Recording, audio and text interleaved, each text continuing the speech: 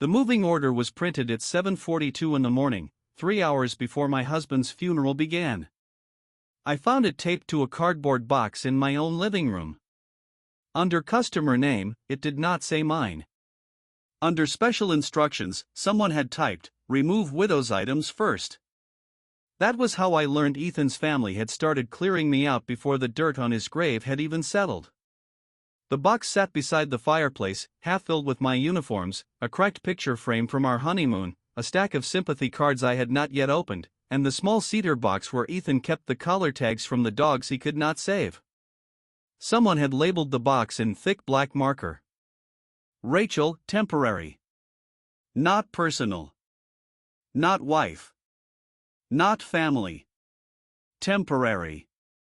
I stood there in my service uniform, still wearing the black shoes I had polished for the funeral, with my husband's folded flag on the passenger seat of my truck outside, and for a few seconds the only sound I could hear was a tape gun screeching somewhere down the hallway. A mover came out of the guest room carrying my deployment duffel bag. He was young, maybe 22, with a tattoo on his forearm and sweat darkening the collar of his gray company shirt. He stopped when he saw me. His eyes dropped to the ribbons on my chest, then to the box at my feet, then back to my face. "Ma'am," he said carefully, "I was told you'd already left." I looked past him into the hallway. My father-in-law, Warren Caldwell, stood under the archway that led into my kitchen. He wore a pale blue button-down shirt, pressed khakis, and the same gold watch he had worn at the cemetery the day before. He was holding my husband's coffee mug in one hand, as if the house had already accepted him as its new owner. Behind him, my mother-in-law, Claudia, was taking photos down from the hallway wall. Not all of them. Just the ones with me in them. She held one of Ethan and me at Cypress Hollow Animal Hospital's first military family day. My hair was windblown. Ethan had a Labrador puppy tucked under one arm and his other arm around my waist. We were both laughing at something outside the frame. Claudia slid the photo out, folded it once without looking at it, and slipped it into a trash bag. The empty frame went into a box marked Caldwell family. Warren saw me watching. He did not look embarrassed. He did not look guilty. He looked inconvenienced. "Rachel," he said, like I was late to a meeting. "You should have called before coming by." I looked down at the moving order in my hand. "This is my home." His jaw moved once. It was not quite a smile. "This was Ethan's home," he said. "And right now, everybody is too emotional to speak accurately." That was the first lie of the day. It would not be the last. I should tell you now that I am not a dramatic person. I have never been good at throwing plates or making speeches in doorways. The army trained that out of me before I was 25. I learned to count exits, read hands, listen for the thing people almost said and swallowed. I learned that panic uses up oxygen, and oxygen is useful. So I did not scream. I did not ask Claudia why she was throwing away my face. I did not ask Warren who gave him permission to hire movers. I looked at the printed order again, and one detail settled into my mind like a pin dropped on a map. 7:42 a.m. Ethan's funeral had started at 11. That meant somebody had arranged this while I was still ironing the black creases into my dress uniform, while I was still trying to decide whether to wear waterproof mascara, while I was still sitting on the edge of our bed with one of Ethan's shirts pressed to my mouth because it still smelled faintly like cedar soap, antiseptic, and the mint gum he chewed when he was worried. They had not waited until after the funeral. They had not even waited until he was buried. They had been practical. That was Warren's favorite word. Practical. He used it the way other people used prayer. Someone has to be practical, he would say, whenever he was about to do something cruel. I folded the moving order once and slipped it into the inner pocket of my jacket. Warren noticed. His eyes narrowed. "You won't need to keep that," he said. "I think I will." For the first time that morning, the room went still. The mover in the hallway shifted his grip on my duffel bag. Claudia stopped with one hand on another frame. Ethan's younger brother, Blake, appeared from the kitchen with a roll of blue painter's tape looped around his wrist. Blake looked at me, then at Warren. "Dad," he said quietly. Warren set Ethan's mug on the counter. "Too hard." The empty ceramic made a sharp little sound against the granite. "Rachel," he said, lowering his voice into the tone he used when he wanted people to think he was being reasonable, "no one is trying to hurt you. We're trying to keep this from getting ugly." That was the second lie. The house was already ugly. The living room smelled like cardboard, dust, cigar smoke, and somebody else's cologne. Ethan's work boots were gone from beside the back door. The blue ceramic bowl where we dropped our keys had been emptied. My deployment shadow box had been taken off the wall and laid face down on the sofa, as if even my commendations had been too loud for the room. On the dining table, someone had made piles. Ethan's books. Ethan's clinic files. Ethan's family photos. My things. There was an order to it. A calmness. That was what made it worse. They had not arrived in grief and made a mess. They had arrived with labels. Claudia turned back to the wall and said, without looking at me, "You were never meant to stay here forever, honey." Honey. She always put sugar on the blade. I heard my own breath come in shallow and quiet. 3 nights before he died, Ethan had gripped my wrist with the last real strength in his hand and whispered, "Check the green folder before you believe anyone." At the time, I thought he meant insurance papers. I thought he was worried about bills, hospice forms, pharmacy lists, the paperwork that follows death like smoke after a fire. Now, standing in my own living room while his family sorted me into a trash bag, I understood he had meant something else. The green folder was not on the table. It was not in the kitchen drawer where Ethan had told me it would be. And Warren had already had the locks changed. I did not know yet what the folder contained. I only knew 2 things. Ethan had hidden it from his family. And his family wanted me out of the house before I found it. My name is Rachel Wynn. I was 36 years old when my husband died, though I felt both younger and older than that in the weeks after. Younger because grief made me helpless in ways I hated. Older because every ordinary task suddenly required the kind of strength people imagine soldiers have all the time. I was a captain stationed near Fort Stewart, a logistics officer by training, which is not as glamorous as movies make military life look. I knew supply routes, inventory systems, vehicle maintenance schedules, fuel numbers, and the strange, exhausting art of making impossible deadlines sound like manageable complications. I had spent most of my adult life around forms, signatures, access lists, locked rooms, and people who underestimated quiet women holding clipboards. For most people, the uniform explained me. It explained why I stood straight, why I kept my hair tied back, why I noticed who sat closest to the exit, why I hated having my back to a doorway, why I could sleep in a metal chair but not in a soft bed when my mind was unsettled. It explained too much and not enough. Ethan was the only person who never made the uniform the whole story. He knew I hated mushrooms. He knew I rubbed the same spot on my left thumb when I was anxious. He knew I could sleep through artillery training but woke instantly if one of our dogs coughed in the hallway. He knew I used sarcasm when I was scared and silence when I was hurt. He knew the woman under the rank. His family never wanted to. To them, I was not Rachel. I was Ethan's military wife. The one who might get transferred. The one who missed Thanksgiving 1 year because she was overseas. The one who brought store-bought pie to a family dinner because she had been awake for 36 hours. The one who did not know which fork Claudia preferred for salad. The one who kept a go bag in the closet and saw no symbolism in that until someone else gave it to her. They did not say they hated me.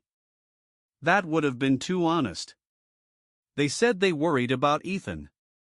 They said marriage to someone with my life must be hard. They said our house felt bare because military people never really settled. They said Savannah had old ways of doing things, and I would understand with time. Time came. Understanding did not. I met Ethan Caldwell at a gas station in Hinesville on a wet Thursday night, standing beside a stray hound with ribs like fingers under a wet coat. I had pulled in for coffee after a 12-hour day and found the dog shivering beside the air pump, too tired to run and too frightened to be touched. I was crouched in the rain trying to coax it with a granola bar when Ethan's truck pulled up. He got out wearing muddy boots, a faded clinic sweatshirt, and the kind of tired smile that makes you trust someone before you mean to. "Is that peanut butter?" he asked. "It's protein." That is what people call peanut butter when they're in denial. I almost laughed, which annoyed me because I had been in a perfectly acceptable bad mood until then. He did not reach for the dog right away. He sat on the wet curb about 6 feet away and talked to it like it was a stubborn old man in a waiting room. "Rough night, buddy," he said. "Same." The dog came to him first. That was Ethan. Animals went to him the way people lean toward warm light without realizing they are cold. He owns Cypress Hollow Animal Hospital, a low brick building with a green awning, 3 exam rooms, 2 old oak trees out front, and a waiting room that always smelled faintly of disinfectant, coffee, wet fur, and nervous dogs. He had inherited the original building from his grandfather, but everything good about it came from him. He gave people extra time to pay. He treated military working dog handlers like they were family. He kept a jar of dog treats on the counter and a jar of lollipops for kids who looked like they might cry before the pets did. He was gentle, but he was not weak. That is the mistake his family made. They thought gentle meant movable. The first time I met the Caldwells, I was so nervous I changed clothes 4 times. Ethan told me not to worry, which was kind and useless. His parents lived in a white house near the marsh, with columns in front and gas lanterns flickering like the house had been designed to look historical even where it was new. The lawn had no weeds. The driveway had no oil stains. Even the porch ferns looked disciplined. Claudia opened the door wearing pearls and a linen dress the color of cream. She hugged Ethan with both arms and gave me a cheek kiss that landed somewhere near my ear. "So this is Captain Rachel," she said. "Not Rachel. Captain Rachel." Like I was a guest speaker. Warren shook my hand with the grip of a man who wanted me to notice he still had one. He had built a regional construction supply company years ago and sold most of it before retirement, though he never stopped behaving like every room was a boardroom and every conversation had a winner. His older son, Grant, was there with his wife, Elise, and their 2 children. Blake, the younger one, arrived late, apologizing to no one, wearing boat shoes and carrying a bottle of bourbon he had clearly taken from his father's cabinet. Dinner was shrimp and grits, roasted vegetables, biscuits, and a conversation that felt polite until I noticed I was the only subject. "So how long do they keep you here?" Warren asked. "The army?" He smiled like I had missed something obvious. "Yes. Before they move you somewhere else." "I don't have orders to move right now." "But you could." "I could." Claudia dabbed her mouth with her napkin. "That must make it hard to put down roots." Ethan reached under the table and touched my knee. A small warning. Or apology. Maybe both. "I've managed," I said. Grant leaned back in his chair. "Ethan's never really left this area. The clinic, the house, the family. He's tied in here." The way he said tied in made me sound like weather. "Temporary. Passing through." Blake asked if I had ever seen combat, then looked disappointed when my answer did not come with a movie scene. Elise asked if women in the army had trouble dating because men were intimidated. Claudia wanted to know who cooked when I was deployed, as if Ethan might starve beside a refrigerator with food in it. Nobody asked what I loved about him. Nobody asked what he loved about me. At the end of the night, Claudia showed me the hallway of family photos. Ethan as a boy holding a muddy terrier. Ethan in high school with a crooked grin and too much hair. Ethan at veterinary school. Ethan at the clinic opening, standing between his parents while Warren held the ceremonial scissors. "There he is," Claudia said softly. "Our steady one." Then she glanced at me. "Some people are born to stay," she said. "Some are born to go." I did not understand then that she was giving me my assigned role.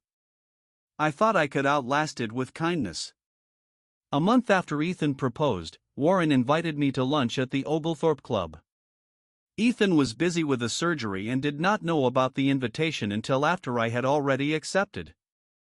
I wore a dark green dress and the only pair of heels I owned that did not make me feel like an undercover giraffe.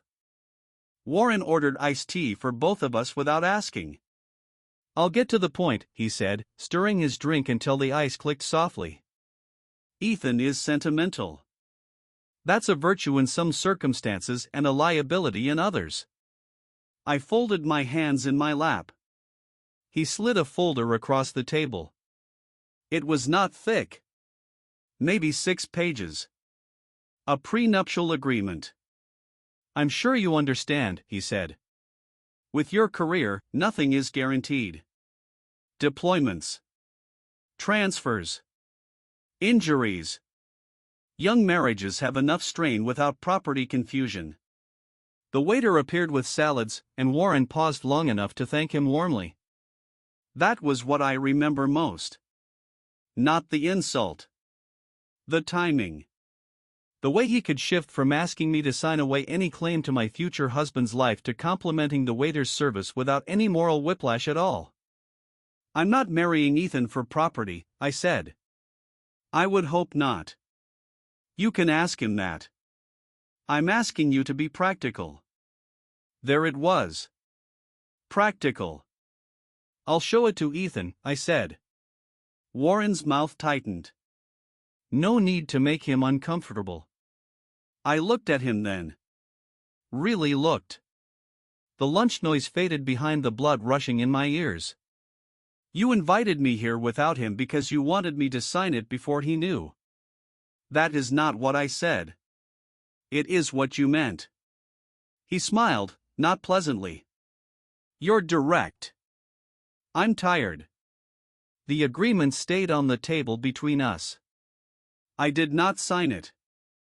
When I told Ethan that night, he went so quiet I thought I had heard him. We were sitting on the floor of his living room because he had not yet bought a second sofa, eating takeout from cartons balanced on a moving box. He read the agreement once, then again. His face changed in a way I had never seen. Ethan rarely looked angry. He looked wounded first, then thoughtful, then sad. That night, something colder moved through him. "He asked you not to tell me?" "Yes." He stood, took the folder, and walked to the back door. For a second I thought he was going outside. Instead, he opened the trash can, dropped the agreement in, and poured old coffee over it. "Ethan. No. It's not worth a war." He turned around. His voice was soft, which made it worse. "Rachel, there are people who ask for peace because they value it, and there are people who ask for peace because it lets them keep taking. My father is the second kind." That was the first time he said anything like that about his family. It would not be the last. But Ethan did not cut them off. That was part of what made everything complicated. He loved them. He loved his mother's laugh when she forgot to perform. He loved the memory of his father teaching him how to hold a hammer. He loved Grant when they were boys fishing off the dock. He loved Blake even when Blake borrowed money and called it a temporary thing. Love does not always make you blind. Sometimes it makes you stand very still while the truth walks toward you slowly. The years between that dinner and Ethan's diagnosis were filled with ordinary things, which is to say they were filled with life.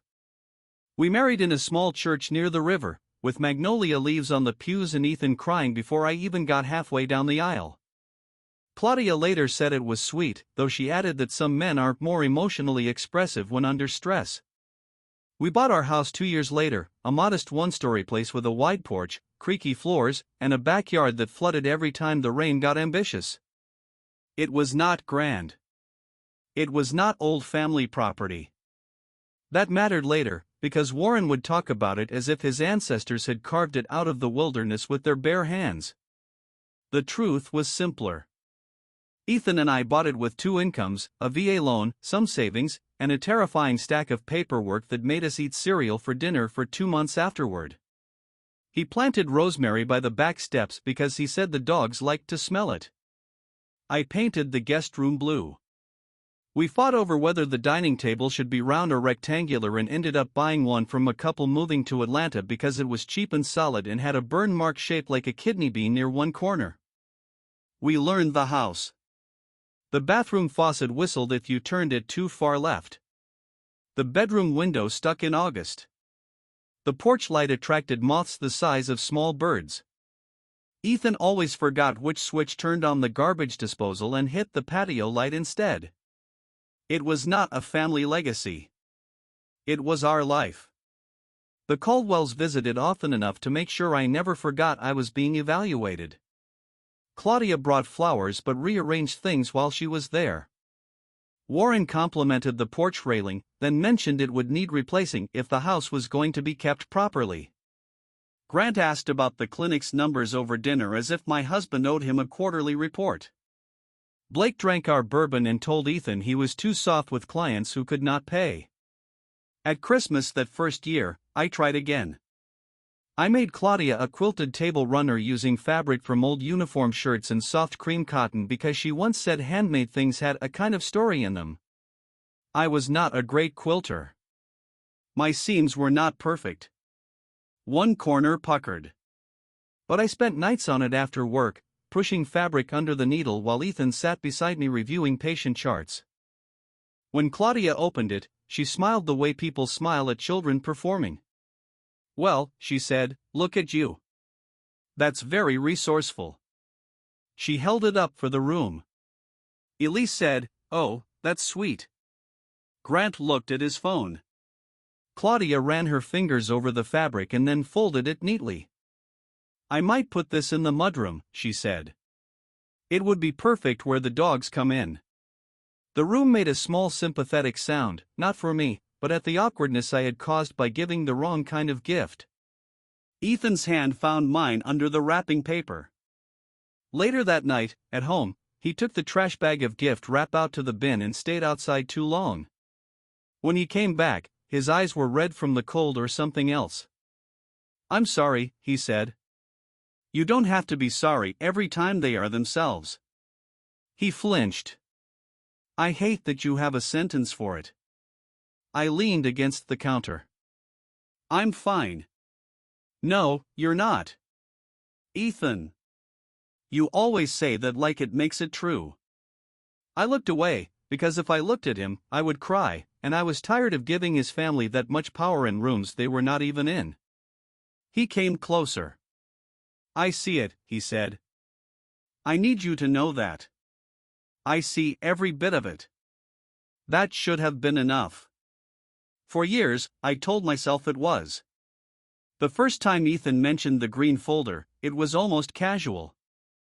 We were cleaning the garage after a tropical storm had blown rain under the door and soaked a cardboard box full of old extension cords. I was throwing away a cracked plastic bin when he said, from behind a stack of clinic supplies, "If anything ever happens to me, check the green folder before you believe anyone." I turned around. That is an aggressively romantic thing to say on a Saturday morning. He smiled, but not fully. "I mean it." "What green folder?" "The one in the false bottom of the kitchen junk drawer." I stared at him. "Our junk drawer has a false bottom?" "It's not a spy movie. It's just bad carpentry." "Ethan." He brushed dust off his jeans and leaned against the workbench. "I'm not planning to die." That is an excellent start. But I know my family. There was no bitterness in his voice. That made it sadder. "What's in it?" "Documents. Instructions. Names." "You're scaring me." "I'm trying not to." I wanted to ask more, But he looked so tired suddenly that I let the joke return because that was how we survived uncomfortable things. Does the green folder self-destruct? Only if Blake tries to read it. I laughed. He did not. That evening, I opened the junk drawer while he was feeding the dogs.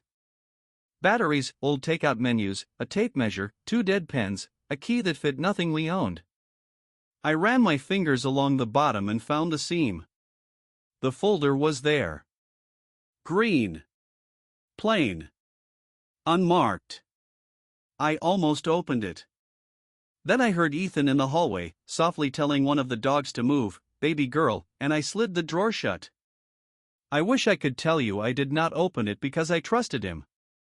The truth is, I did not open it because part of me did not want to know what kind of storm my gentle husband had been preparing for.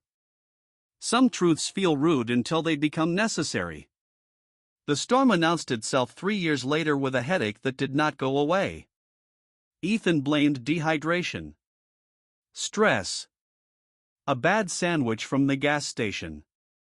He had always been able to explain his body the way he explained animals to worried owners, in calm, fixable terms. When the whites of his eyes took on a faint yellow tint, I drove him to urgent care without asking. Hospitals are full of sounds people later pretend they do not remember. The squeak of shoes on polished floors. The plastic click of badge reels. The low murmur from behind curtains. The printer coughing out discharge papers for people lucky enough to leave with something simple.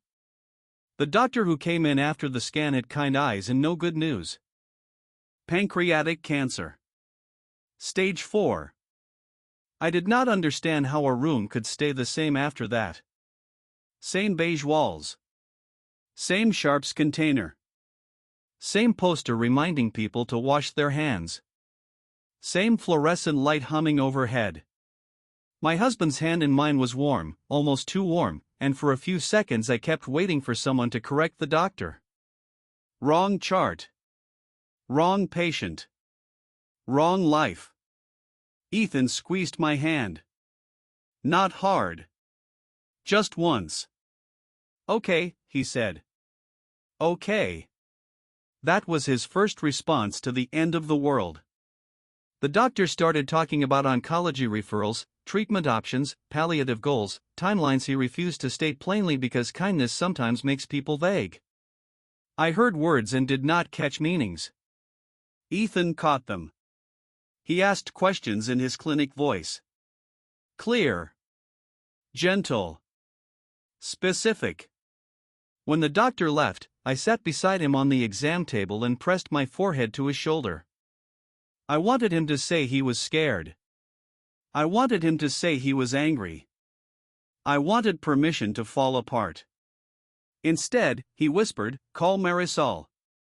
Marisol Rivera had managed Cypress Hollow Animal Hospital for 11 years.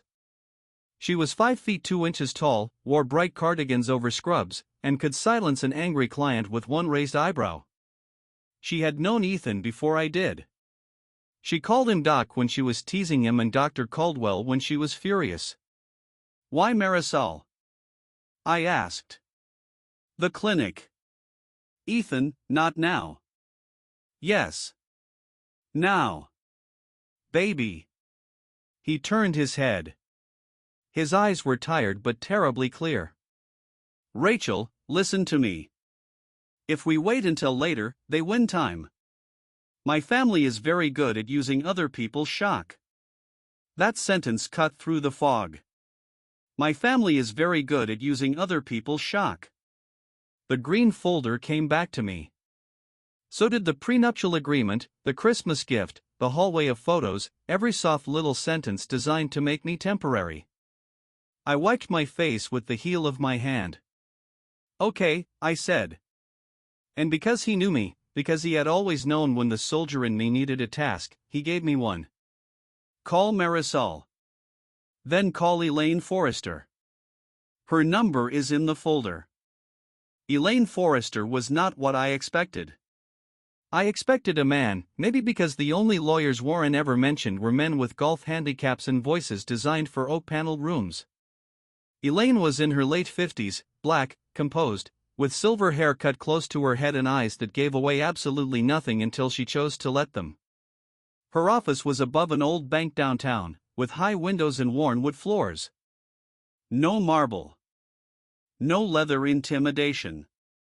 Just shelves of case files, a fern that looked personally offended by life, and a framed photograph of her standing beside a younger Ethan at some charity event. "You're Rachel," she said when we arrived 2 days after the diagnosis. "I am. I'm sorry we're meeting this way." I nodded, because I could not trust myself with more. Ethan looked smaller in the chair beside me. Not weak. Smaller. Like the room had stolen a little of his outline. Elaine opened a file that was already thick.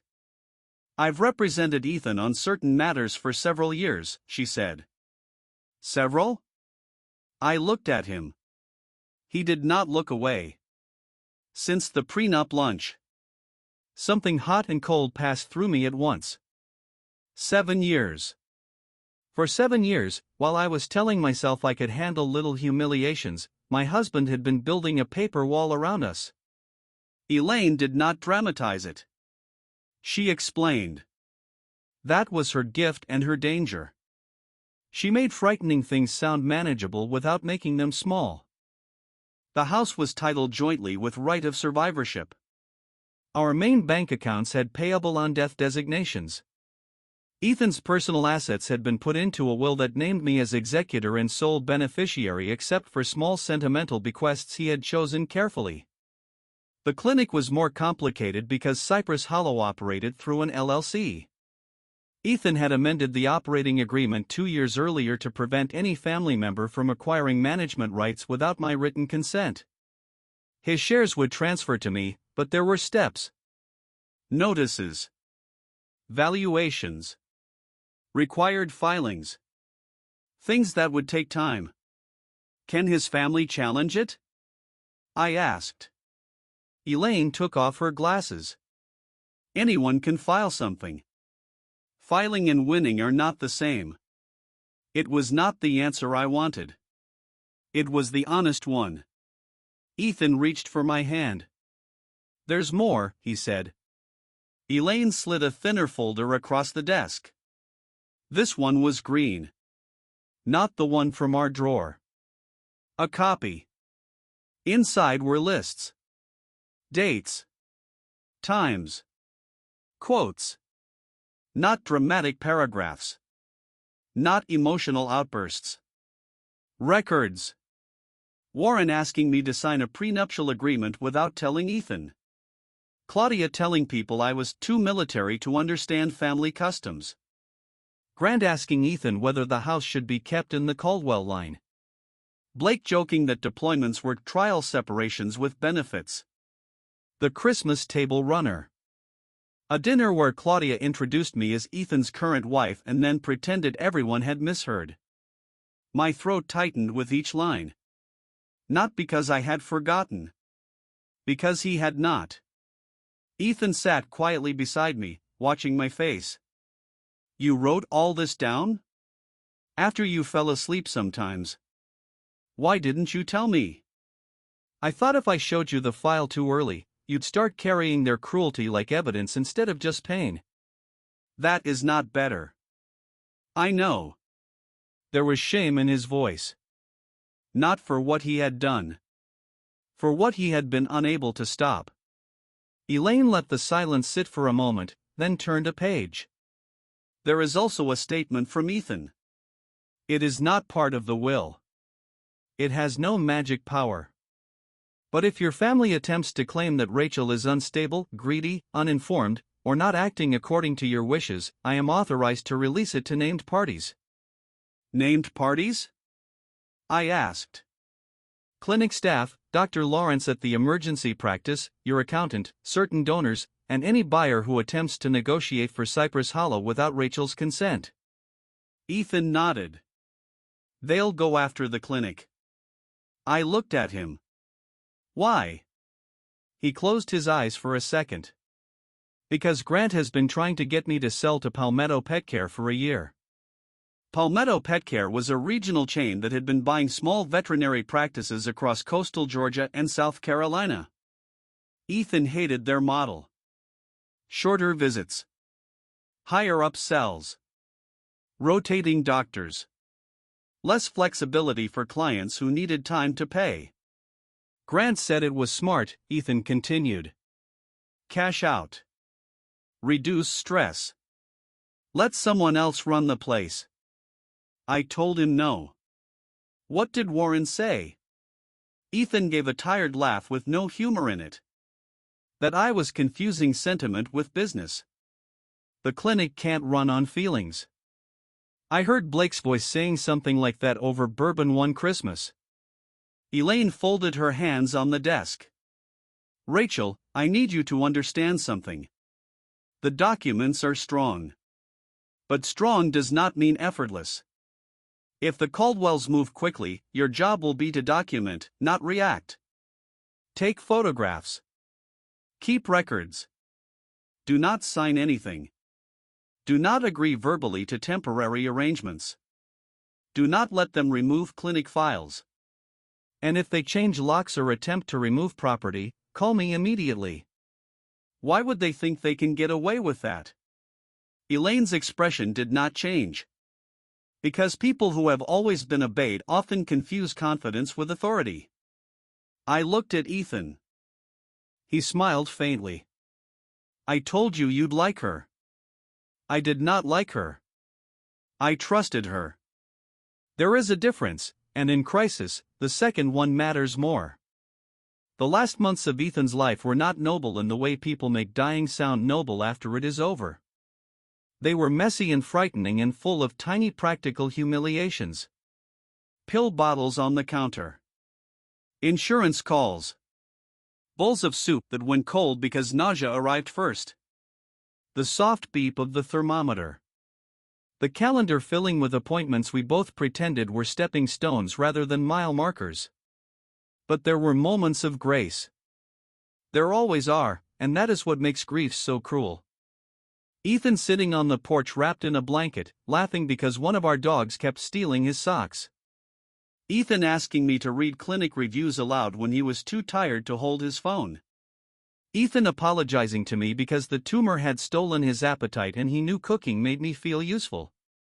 Ethan insisting on writing birthday cards for his nieces and nephews for the next 5 years, even when his hand shook so badly I had to steady the paper.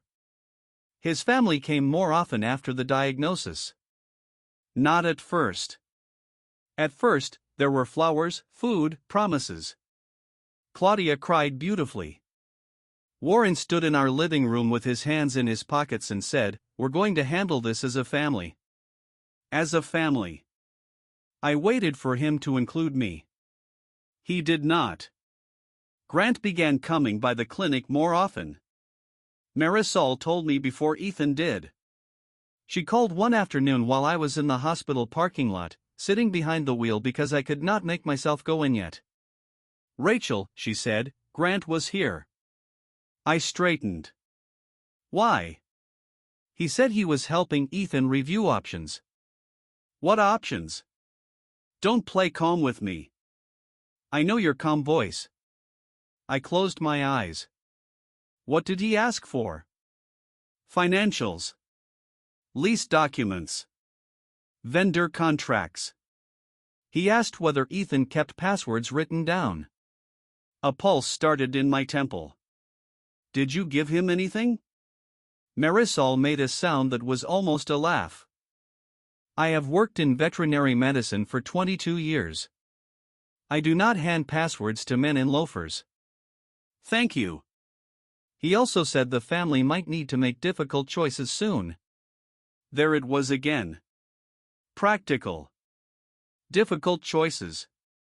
The language of people preparing to take from someone who could no longer stop them. That night, I told Ethan. He was lying in the rented hospital bed we had set up in the living room, his skin grayish under the lamp. He listened without interrupting. When I finished, he nodded once. Green folder. You keep saying that like it explains everything. It will explain enough. I need you to tell me now. His eyes moved to mine. For a second, I saw the apology before he spoke. My father's company is not as stable as he pretends. I sat slowly in the chair beside him. What do you mean? He sold most of it, but he kept investment interests. Bad ones. Grant has been covering some losses. Blake owes more than he admits. I don't know the exact numbers. How long have you known? Suspected? Years. Known? Last winter. Our accountant called me because Grant asked whether clinic equity could be collateralized if the family needed bridge liquidity.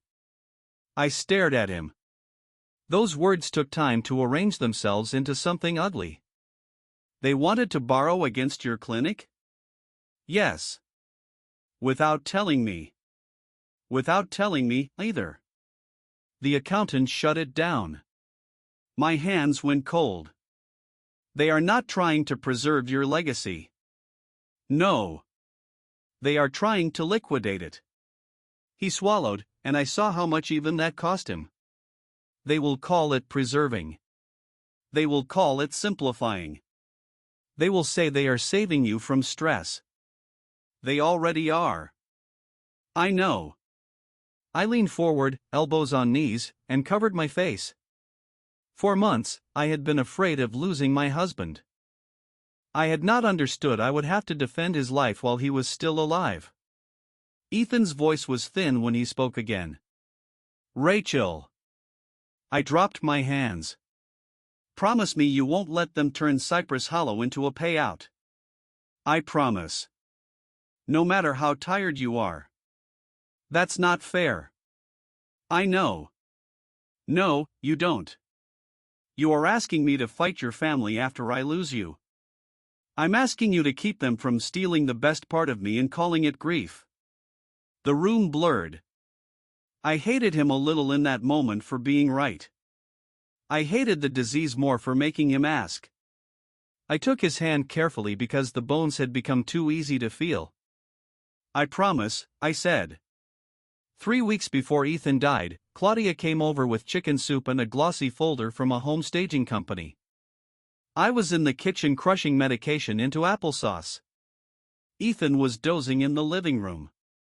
The dogs were lying under his bed as if guarding a gate. Claudia set the soup on the counter and the folder beside it. I know this seems soon, she said. I did not look at the folder. Then don't say it. She sighed softly, wounded before I had done anything. Rachel, I am trying to help. You brought staging brochures to my dying husband's house. For later. For whom? She touched the pearl at her throat. It's not healthy to sit alone in a house full of memories. Good thing I'm not alone. Ethan is in the next room. Her eyes flicked toward the living room, then back to me. You know what I mean. No. I don't think I do. The spoon in my hand was sticky with applesauce. I remember that because I kept rubbing my thumb against the handle while trying not to shake. Claudia lowered her voice. Honey, Warren and I have talked. Grant and Elise could use more space. The children are getting older. This house has a yard. It would stay close. It would stay loved. I looked at her then. Really looked. She was not embarrassed. She had practiced this. Ethan isn't dead. Her face flinched, but only because I had said the impolite word. I know that. Do you? Her mouth tightened. You are exhausted. You are hearing this through grief. No. I am hearing it through English. A sound came from the living room. Not a word. A breath. I turned. Ethan was awake. His eyes were open, fixed on the ceiling.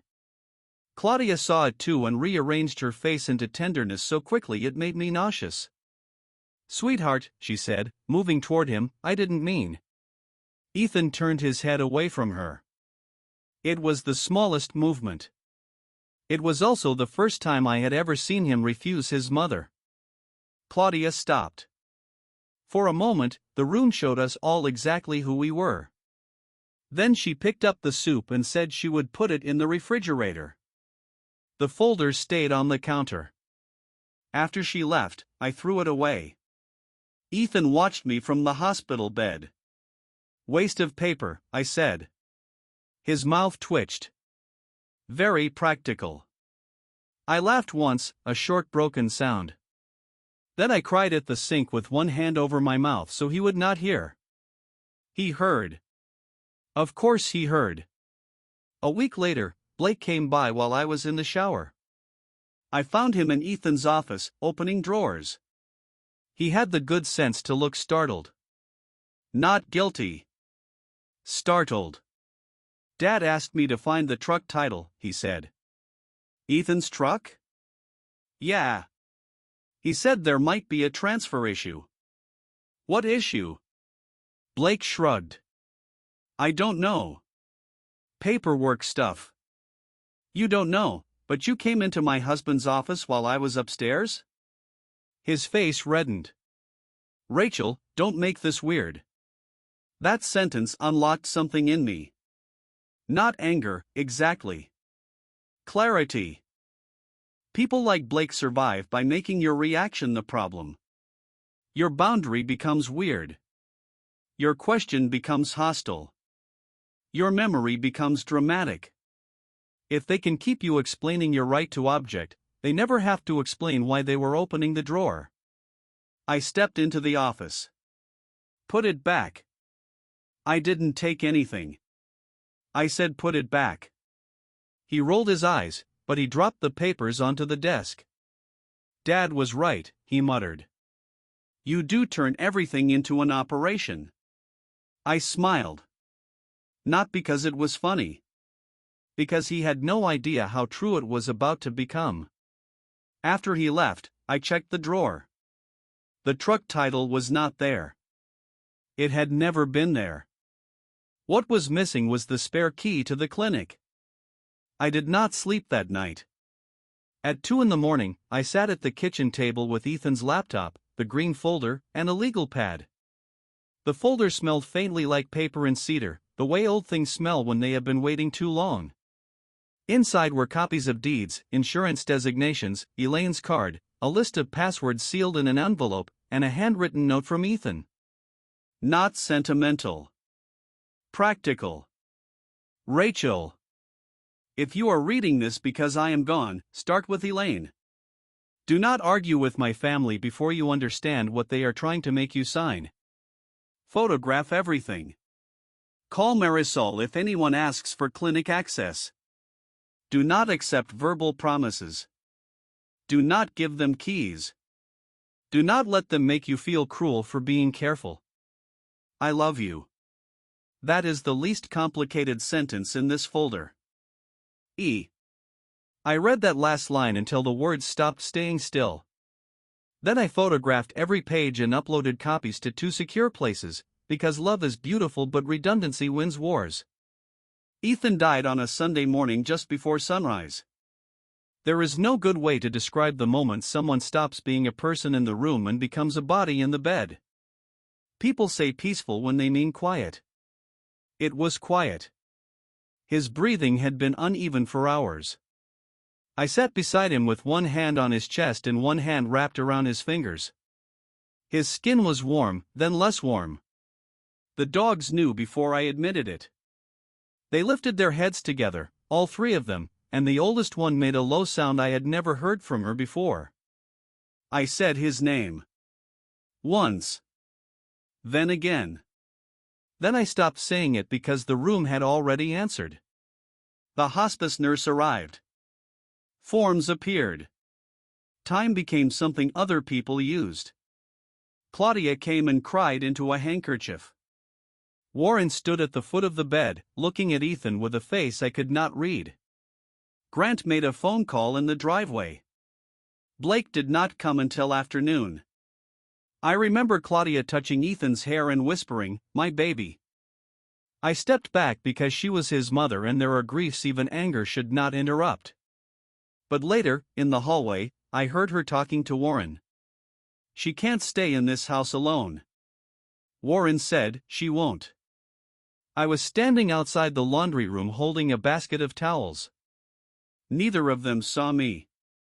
That night, after everyone left, I opened Ethan's desk and found the clinic key where Blake had not thought to look, taped beneath the center drawer, exactly where Ethan taped emergency labels and spare things because he said obvious hiding places were for dramatic people. I put it on my key ring. The funeral took place 2 days later under a gray sky that could not decide whether to rain. Military funerals have a precision that almost feels merciful. There are steps, commands, folded edges, white gloves, a bugle note that enters the body through the ribs and stays there. When they handed me the flag, I held it like a living thing. Warren stood beside Claudia across the grave. Grant and Blake stood behind them. Elise held her children close. Marisol was there, crying openly into a tissue. Several clinic clients came, including a retired Marine named Mr. Alvarez whose old shepherd had died in Ethan's lap the year before. He saluted me afterward, though he did not have to. For a few minutes, I believed grief might make everyone decent. It is embarrassing to admit that now. Maybe hope is always a little embarrassing after it fails. At the reception, held in the church fellowship hall, Claudia moved through the room telling stories about Ethan as a boy. I stood near the coffee urn, still holding the flag because I could not decide where to put it down. A woman I did not know touched my arm and said, "You must be the military wife." Must be. As if there had been several options. Before I could answer, Warren called for attention. He stood near the dessert table, one hand on Blake's shoulder. "I know this is a hard day," he said. Ethan was a son, a brother, an uncle, a friend, and a beloved member of this community. No husband. Maybe the omission was accidental. Maybe I would have believed that if I had not seen Claudia watching me. Warren continued. "In the coming days, our family will be making decisions to preserve what Ethan built and to make sure his legacy remains where it belongs." Several people nodded. I felt Marisol's eyes on me from across the room. Warren turned slightly, enough to include me without really including me. "Rachel has given much in service to our country," he said. "And we respect that. But she will need time to determine where her career takes her next. The Caldwells will be here to provide stability." There it was. A public kindness shaped like a knife. My career. My instability. Their stability. I could have corrected him then. I could have said, "I am his wife. I own the house. I control the clinic." I could have opened the green folder in front of the banana pudding in folding chairs. But Elaine's voice was in my head. Document, not react. So I stood very still. Warren mistook stillness for permission. People often do. The next morning, the moving order was waiting in my living room. I had not gone home after the funeral. I slept, if it can be called sleep, in my truck outside the clinic. I could not face our bedroom. I could not face Ethan's toothbrush. I could not face the hollow shape his absence would make in the sheets. At dawn, I drove back to the house because the dogs needed their food and I needed clothes that were not funeral clothes. The key did not work. For a few seconds, I thought grief had made me stupid. I tried again. The lock held. New. The brass was too shiny around the keyway. I looked down and saw the faint metal filings on the welcome mat. The lock had been changed recently. Very recently. That was when I saw the moving truck backed into the driveway. The company name was painted on the side in cheerful blue letters. Lowcountry Moving and Storage. 2 men were carrying our bedroom dresser down the front steps. Our bedroom dresser. The one Ethan and I bought from a retired couple in Pooler because it had dovetail drawers and a mirror with foxing along the edges. I did not remember walking to the truck. One of the movers turned, saw my uniform, and said, "Ma'am?" I said, "Stop." Not loud. Not dramatic. But something in my voice made both men freeze. Warren came onto the porch with the irritated expression of someone whose schedule had been interrupted. "Rachel," he said. "This is not necessary." "What is not necessary?" "This scene." I almost laughed. Behind him, Grant appeared holding a clipboard. Blake stood near the doorway, looking at his phone. Claudia was inside, sorting my life into boxes. I asked one question. "Who changed the locks?" Warren spread his hands. "We did. Temporarily. For security." "Security from whom?" "Don't make grief into a property dispute." That sentence would return later. At the time, it moved through me so sharply I felt it behind my eyes. I looked at Grant's clipboard. "Who authorized the movers?" Grant glanced at Warren. Warren said, "The family did." "I am the family." His face hardened. "You are Ethan's widow." "That is not nothing." "Not nothing." He said it like he was offering me a coupon. "But this house," he continued, "this clinic, his name, his history. Those things were Caldwell before you arrived. The house was bought after we married." He waved that away. "Money is not the only measure of ownership." "No," I said. "It is not." For one brief second, something uncertain moved across his face. Then Claudia came to the doorway holding my wedding album. Not carrying. Holding. Like evidence she had decided against. "You should not be here alone," she said. "We are trying to spare you." "From what?" "From clinging to a life that cannot continue." I looked at the album in her hands. "Put that down." Her fingers tightened. "It's only photographs." "No," I said. "It is not." A neighbor's curtain moved across the street. One of the movers looked like he wanted to disappear. Grant stepped forward. "Rachel, we can make an inventory later." "You already made one." He did not answer. I pulled the moving order from the box beside the porch and read the line again. "Remove widow's items first." Who wrote this? Blake shoved his phone into his pocket. "It's just instructions." Who wrote it? No one meant anything by it. I looked at him until he looked away. That was when I understood the first part of the answer. Blake had written it. Maybe as a joke. Maybe because he had absorbed the family language so completely he no longer heard the cruelty in it. Temporary.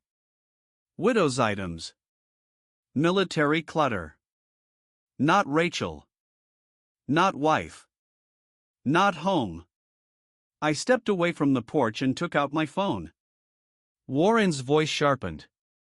"Who are you calling?" I did not answer. Elaine picked up on the second ring. "It's active," I said. There was a pause, short and precise. "Where are you?" "At the house." "Locks changed." "Movers on site." "Property being removed." "I have the moving order and photos." "Good. Do not enter into a prolonged argument. Photograph the truck, license plate, movers, lock, boxes, and any removed property you can see." "I'm 20 minutes out." "I'm also calling Lieutenant Mercer." "Who?" "Savannah Chatham Police. Retired Army Reserve. He understands the difference between grief and burglary." For the first time that morning, my niece felt weak. "Rachel," Elaine said. "Yes." "Do not let them make you perform emotion for them. Stay factual. Stay factual." I ended the call and lifted my phone. Warren stepped off the porch. Now, hold on. I photographed the truck. Click. The license plate. Click. The moving order. Click. The new lock. Click. The box labeled Rachel, temporary. Click. That one made Blake swear under his breath. Claudia's face changed when she saw me take the picture. Not guilt. Calculation. Rachel, she said, softer now, maybe we should all sit down. Not yet. Grant reached for the moving order. I pulled it back. I need that. You don't need to turn everything into evidence. He sounded so much like his father that I almost felt sorry for him. Almost. No, I said. You already did that. Elaine arrived 17 minutes later in a Navy sedan with a cracked rear bumper and a presence that made the vehicle irrelevant. She did not sweep in like a movie lawyer. She did not threaten everyone with ruin before saying hello. She parked legally at the curb, took a leather folder from the passenger seat, and walked up the driveway in low heels like a woman who had spent her life arriving prepared. Warren looked relieved when he saw she was not a man in an expensive suit. That was his mistake. Elaine Forrester, she said, showing him her card without offering it. Counsel for Rachel Wynn Caldwell in matters concerning the estate and certain jointly held assets of Dr. Ethan Caldwell. Warren glanced at the card. We don't need a lawyer, he said. This is a family matter. Elaine looked at the moving truck, the new lock, the furniture on the lawn, and the box with my name and temporary written across it. Mr. Caldwell, she said, you appear to have hired a commercial moving company to remove property from a home my client owns. You changed a residential lock without her consent. You are sorting her personal effects into disposal boxes one day after her husband's funeral. You may call that family. I call it evidence. Grant stepped forward. Owns? She doesn't own this house. Elaine opened her folder. She does. Warren's eyes went flat. This house was purchased with family assistance. It was purchased by Ethan and Rachel Caldwell using a mortgage, down payment funds traceable to their marital accounts, and title recorded in both names with right of survivorship. Elaine removed a copy of the deed and handed it to him. Upon Ethan's death, Rachel became sole owner by operation of law. That is not a debate. That is a record. Warren did not take it at first. Elaine let the paper hang in the air. Finally, he snatched it. His eyes moved over the page too quickly. Grant leaned in, reading over his shoulder. Claudia came out onto the porch. The wedding album was no longer in her hands. I noticed that. So did Elaine. And the clinic? Grant asked. Elaine turned to him. Cypress Hollow Animal Hospital is not being discussed on the lawn. It belongs to the Caldwell family. It belongs to the ownership structure Ethan created. Grant's face darkened. My brother was sick. I doubt he knew what he was signing. The air changed. Even Warren seemed to understand that Grant had stepped too far too soon. Elaine's voice went very quiet. Dr. Caldwell's capacity was documented by 2 physicians, a notary, and a witness unaffiliated with this family. If you are alleging undue influence or incapacity, say so clearly. I prefer clean records. Grant's mouth opened. Nothing came out. The movers stood frozen beside the dresser. Elaine looked at them. Gentlemen, I understand you are doing a job. I am informing you that the person who hired you may not have had authority to remove these items. If you continue after notice, your company may become part of the dispute. I suggest you call your dispatcher. They did not need to be told twice. One man stepped away with his phone. Warren's control slipped. You are frightening working men with legal jargon. Elaine looked at him with the faintest surprise. No, she said. I am informing them of risk.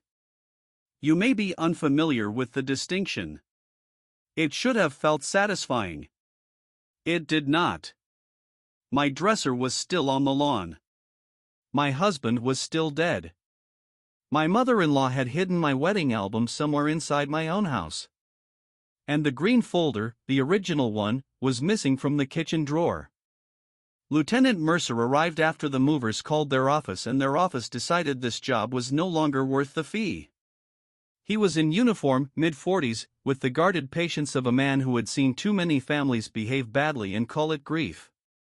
Elaine spoke to him first. Warren kept trying to interrupt. Mercer listened to everyone, then asked to see identification, the deed copy, the moving order, and proof of the lock change. The lock receipt became the next pin on the map. It was from the previous morning. The name on it was Warren Caldwell. The timestamp was 8:13 a.m. 27 minutes after the moving order. 2 hours and 47 minutes before the funeral. Mercer looked at the receipt longer than necessary. Then he looked at Warren. "Sir, can you explain why you changed the lock on a house titled to Mrs. Caldwell before her husband's funeral?" Warren's face flushed. "It was for security." "From whom?" The same question I had asked. This time, Warren did not answer. Mercer did not arrest anyone. Real life is rarely that clean. He told Warren that the property removal needed to stop until ownership was resolved, and since the deed clearly identified me, everyone not invited by me needed to leave the premises. He advised the moving company to return any items already loaded. He documented the call. He gave me an incident number. That incident number mattered later. At the time, it felt almost insulting. A number for the morning my marriage was being packed into boxes. But Elaine nodded when he gave it to me. "Keep that," she said. Warren heard her and looked away. It took nearly 2 hours for everything to be brought back in. Not neatly. Not correctly. But back. The dresser returned to the bedroom with one leg scraping the wall. The box of uniforms was placed in the hallway. Ethan's clinic files were stacked on the dining table, though not in the order he would have kept them. The shadow box was leaned against the sofa. When the movers brought in the cedar box with the collar tags, one of them held it carefully. "I'm sorry," he said under his breath. I nodded because I could not speak. Claudia stood near the kitchen, arms folded tightly. "This is not what Ethan would have wanted," she said. I looked at her. She had said his name all morning like a property marker. Ethan's house. Ethan's legacy. Ethan's family. Now she said it like a weapon. Elaine turned one page in her folder. "I suspect we will all be learning what Ethan wanted." Claudia's eyes flashed. "What is that supposed to mean?" "It means," Elaine said, "that Dr. Caldwell left extensive instructions." For the first time, Claudia looked afraid. Not sad. Afraid. I remembered the missing wedding album. I remembered the missing green folder. I remembered Claudia's hands moving quickly when Elaine arrived. I walked past everyone into the kitchen and opened the junk drawer. Batteries. Menus. Dead pens. Tape measure. Key to nothing. The false bottom was slightly raised on one side. I lifted it. Empty. My body went cold. Warren had followed me to the doorway. He saw my face before I could hide it. "What are you looking for?" he asked. Too quickly. Elaine appeared beside him. "Mr. Caldwell," she said, "that is an excellent question." He looked at her. So did I. Elaine's gaze moved to Claudia. "Mrs. Caldwell?" Claudia's face went smooth. "I have no idea." That was the third lie of the day. The folder was gone. But Ethan, being Ethan, had expected even that. The copy at Elaine's office was enough to hold the first line. The digital copies I made the night Blake took the clinic key were enough to keep me from panicking. But the missing original mattered for another reason. It told me they had not come simply to remove furniture. They had been looking for instructions. They knew enough to be afraid of paper. That meant Ethan had been right about more than I wanted to admit. The first week after the funeral did not feel like mourning. It felt like administration under fire. Death certificates. Insurance calls. Password resets. Bank appointments. Clinic access. Mortgage records. A locksmith to change the locks again, this time by the actual owner. A new security camera above the porch. Photographs of every room. An inventory of damaged or missing items. I answered emails from base in the quiet hours before dawn because command still needed forms, coverage plans, leave documentation, signatures. My commander, Major Hughes, called twice and told me to take the time I needed. I said thank you. Then I kept sending documents anyway because grief had made me terrified of being seen as unreliable. That was part of what the Caldwells had done to me before I understood it. They had made me afraid that every human weakness would confirm their story. If I cried, I was unstable. If I got angry, I was aggressive. If I asked questions, I was making it legal. If I stayed quiet, they called it consent. So I became efficient. Too efficient. On the third night after the moving truck, I slept 2 hours in my uniform on the sofa with my laptop still open and woke to one of the dogs licking dried tears off my hand. The wedding album turned up in Claudia's car 3 days later. She claimed it must have been put there by mistake. Elaine wrote that down. The green folder did not turn up. Warren claimed he had never heard of it. Elaine wrote that down too. At the clinic, the situation was worse than I knew. Marisol met me at the back door the morning after the moving incident. She hugged me hard enough to hurt and then immediately pulled away, embarrassed by her own emotion. "I'm sorry," she said. "Everyone keeps saying that. I mean it differently." That almost broke me. Inside, Cypress Hollow was trying to continue as if grief could be scheduled between appointments. The waiting room was full. A golden retriever paced nervously beside a teenage boy in a baseball cap. A woman at the counter was crying because her cat had not eaten in 2 days. The phones rang. The printer jammed. Someone had spilled kibble near the scale. Life, rude and relentless, needed vaccines and antibiotics and payment plans. Ethan's office door was closed. I stood outside it for almost a minute before Marisol touched my elbow. "You don't have to go in today." "Yes, I do." The office smelled like him. Coffee. Paper. Dog shampoo. The faint medicinal scent that clung to his lab coats. His stethoscope hung on the hook by the door. His reading glasses were folded beside his keyboard. There was a sticky note on the monitor in his handwriting. "Call Mr. Alvarez about Luna's refill." The ordinary cruelty of that note almost took me down. Marisol closed the door behind us. "Grant came again yesterday," she said. My grief folded itself into something harder. "When?" 4:30. "He said you were aware." "I was not." "He asked for the practice management login." "Did he get it?" "No." "He also asked if Ethan kept the original operating agreement here." "Did he?" Marisol hesitated.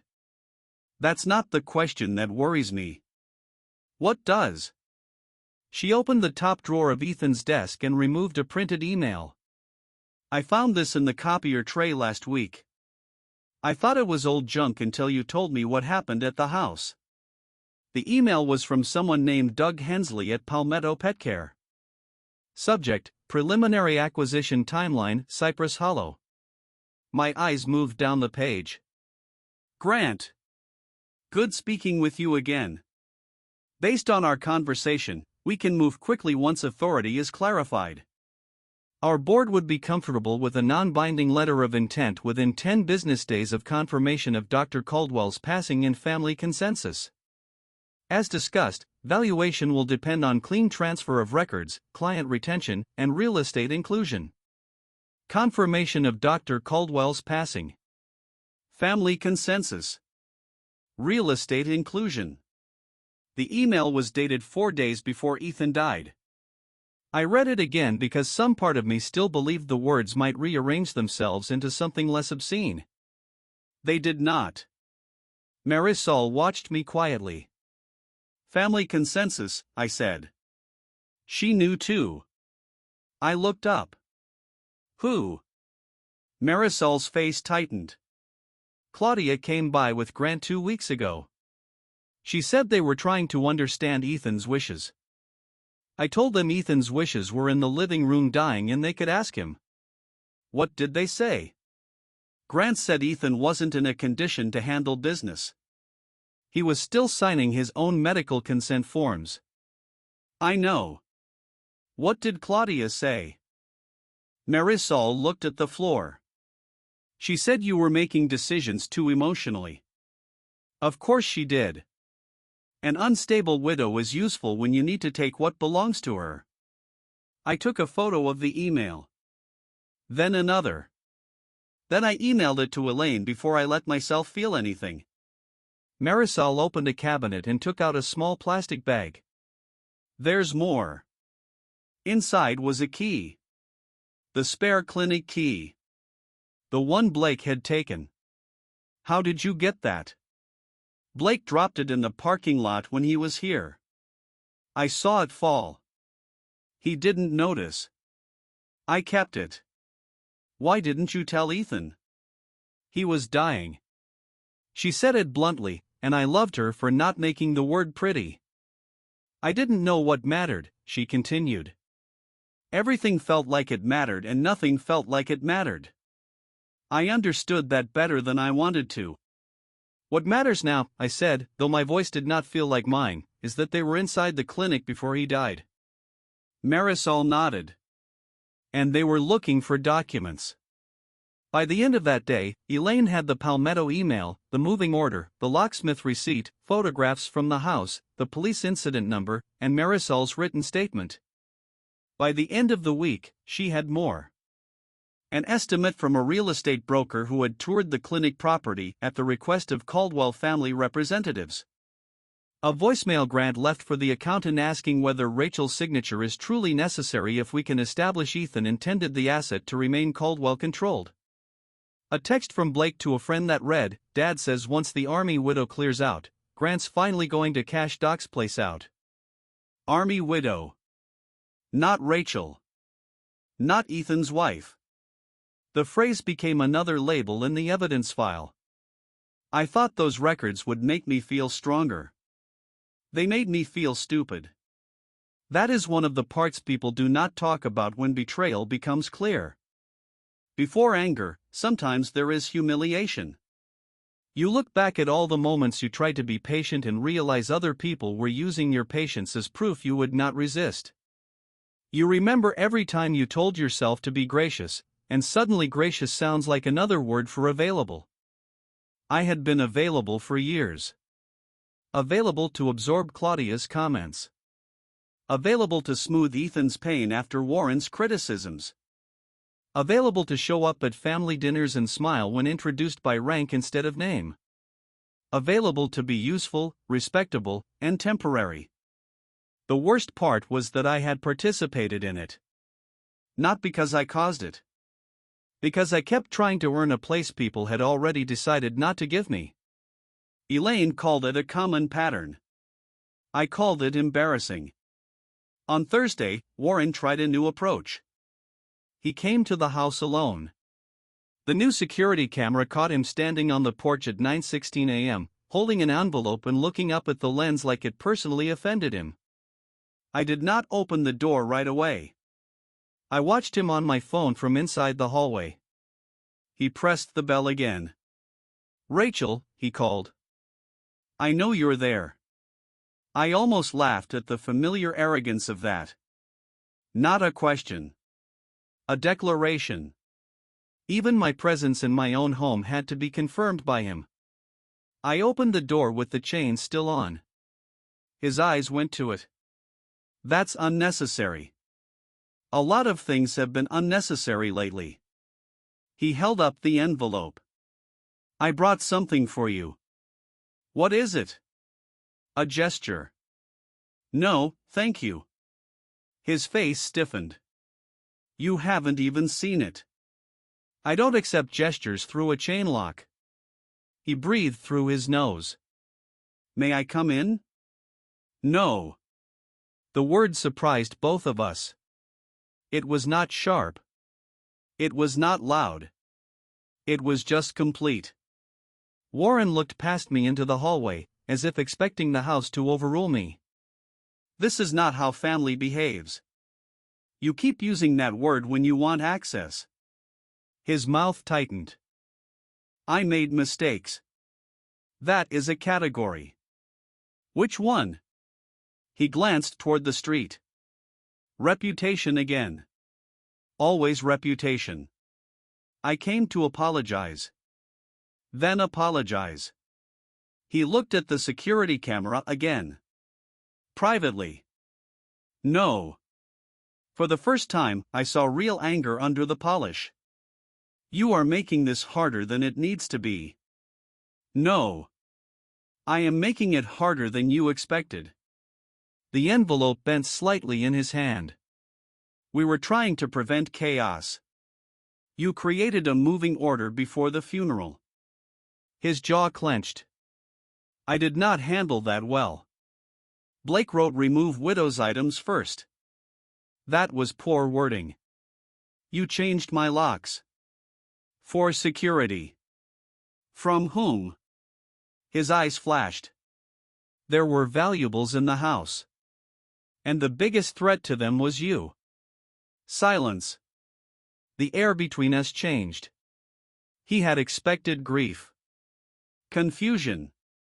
Maybe tears. He had not expected a sentence that simple. Warren lowered his voice. "Rachel, listen to me. You are young. You have a career. You can start over anywhere.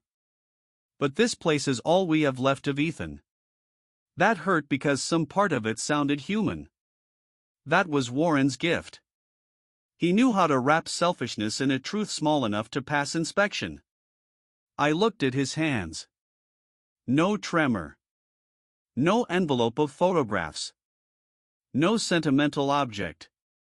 Just a white business envelope with my name written in Claudia's careful script. "What is in it?" He hesitated. "A check." There it was. I did not ask how much. He told me anyway. 50,000. To help with relocation. No conditions. No conditions. Another lie trying to get born. I stared at him through the gap in the chain. "My husband died 5 days ago." "I know that. You tried to remove me from my home the next morning. We were wrong to move quickly. Quickly is when you send flowers. Not when you change locks." He looked older then. For half a second. Tired in a way that had nothing to do with grief. The clinic cannot survive under emotional management. There it was. The clinic can't run on feelings. I heard the boomerang return from years ago and land exactly where Ethan had predicted it would. "You don't want to preserve Cypress Hollow," I said. His face closed. "You don't understand business." "I understand enough to know Palmetto Petcare does not send acquisition emails to grieving families by accident." That struck him. He recovered quickly, but not quickly enough. His eyes moved once to the left. Warren always looked left before lying. Grant may have explored options. Before Ethan died. Ethan was not in a position. Finish that sentence carefully. The warning came out low. Not theatrical. Military low. Warren heard it. His mouth closed. I waited. He looked at the envelope, then back at me. You're going to make us fight you over every inch, aren't you? No, I said. I am going to make you prove you are entitled to one. I closed the door. My hand shook when I slid the deadbolt. That is the part one wants people to understand. Courage often shakes afterward. The body does not care how strong the sentence sounded.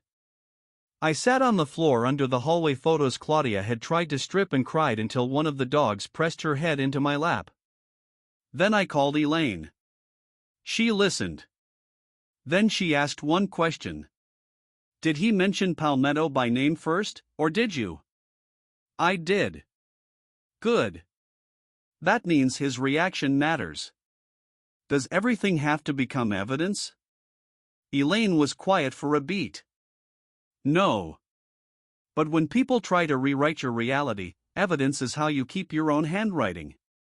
The next turn came from someone I had not expected. Elise. Grant's wife texted me late Saturday night.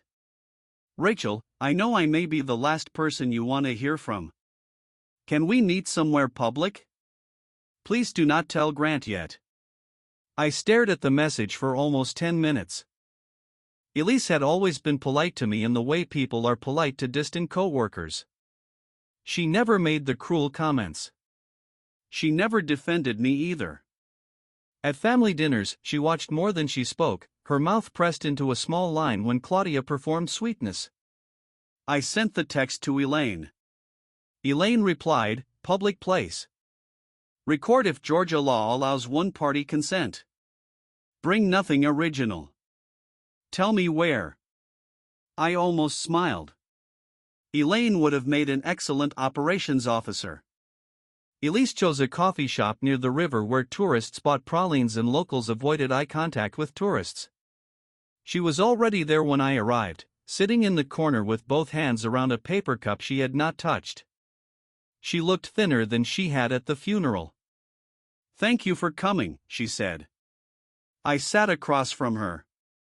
I'm not here to forgive anyone. I know. Good. She swallowed.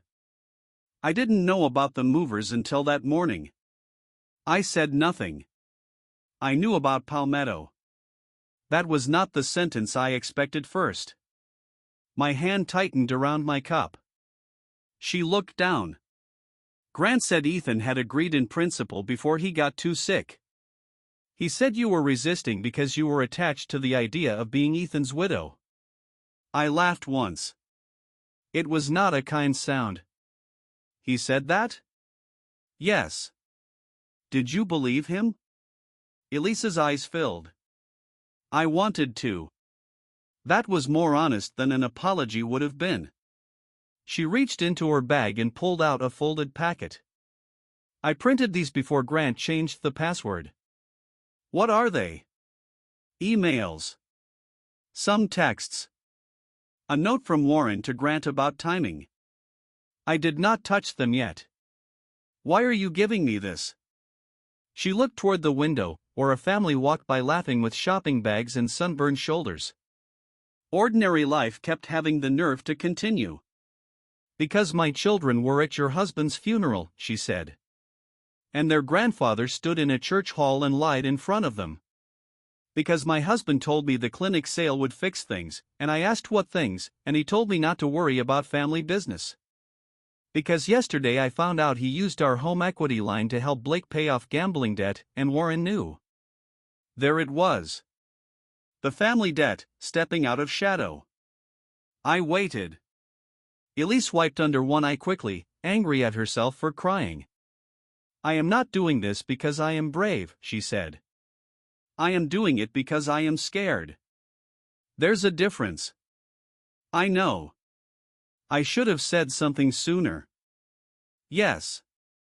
The words sat between us. She nodded like she deserved it. Grant told me once that you were lucky Ethan chose you because you'd never have to worry about money if you played nice. She closed her eyes. I told him that was ugly. He said I was making it feminist. Despite everything, that almost made me laugh. Then she pushed the packet closer. Warren wrote that once Ethan passed, they had 72 hours to establish practical control before you got outside advice. Practical control. I opened the packet. The first page was an email from Warren to Grant. Subject, afterward. We will need to move quickly but respectfully. Rachel is trained, but grief makes people unfocused. If we can present the house transition is already underway, she may accept it rather than escalate. The important piece is Cyprus. Sentiment cannot guide business now. Make sure Palmetto understands Rachel does not have the local support to run this. Rachel does not have the local support. I read that line 3 times. Because it explained the reception speech. Warren had not simply been grieving loudly. He had been shaping the room before I understood there was a room to lose. Elise watched me read. There's more, she said softly. A text from Grant to Warren. If she pushes back, we say she's unstable. Not cruelly. Just worried. Military grief, PTSD angle maybe.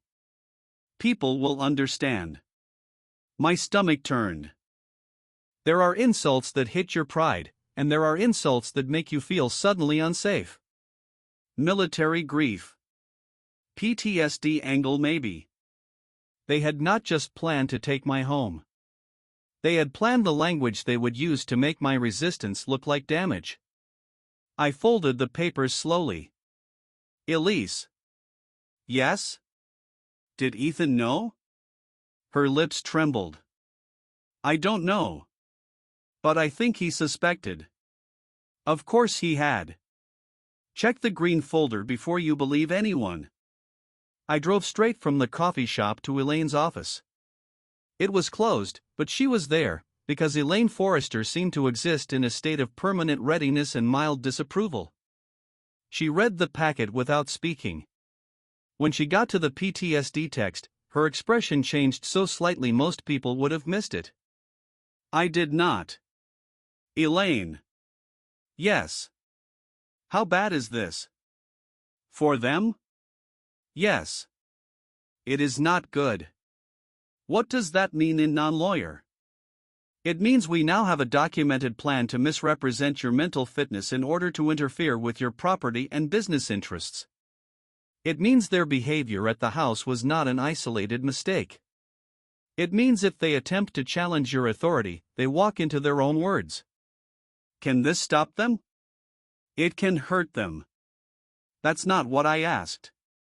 She looked at me then, not as lawyer to client but as one tired woman to another. Rachel, the law is not a locked door. It is a hallway with lights. We can make the hallway brighter. People still choose whether to walk into it. I nodded, though I hated the answer. What do we do now? We send formal notice to Warren, Claudia, Grant, Blake, Palmetto Pet Care, the moving company, the locksmith, the clinic accountant, and the practice insurer.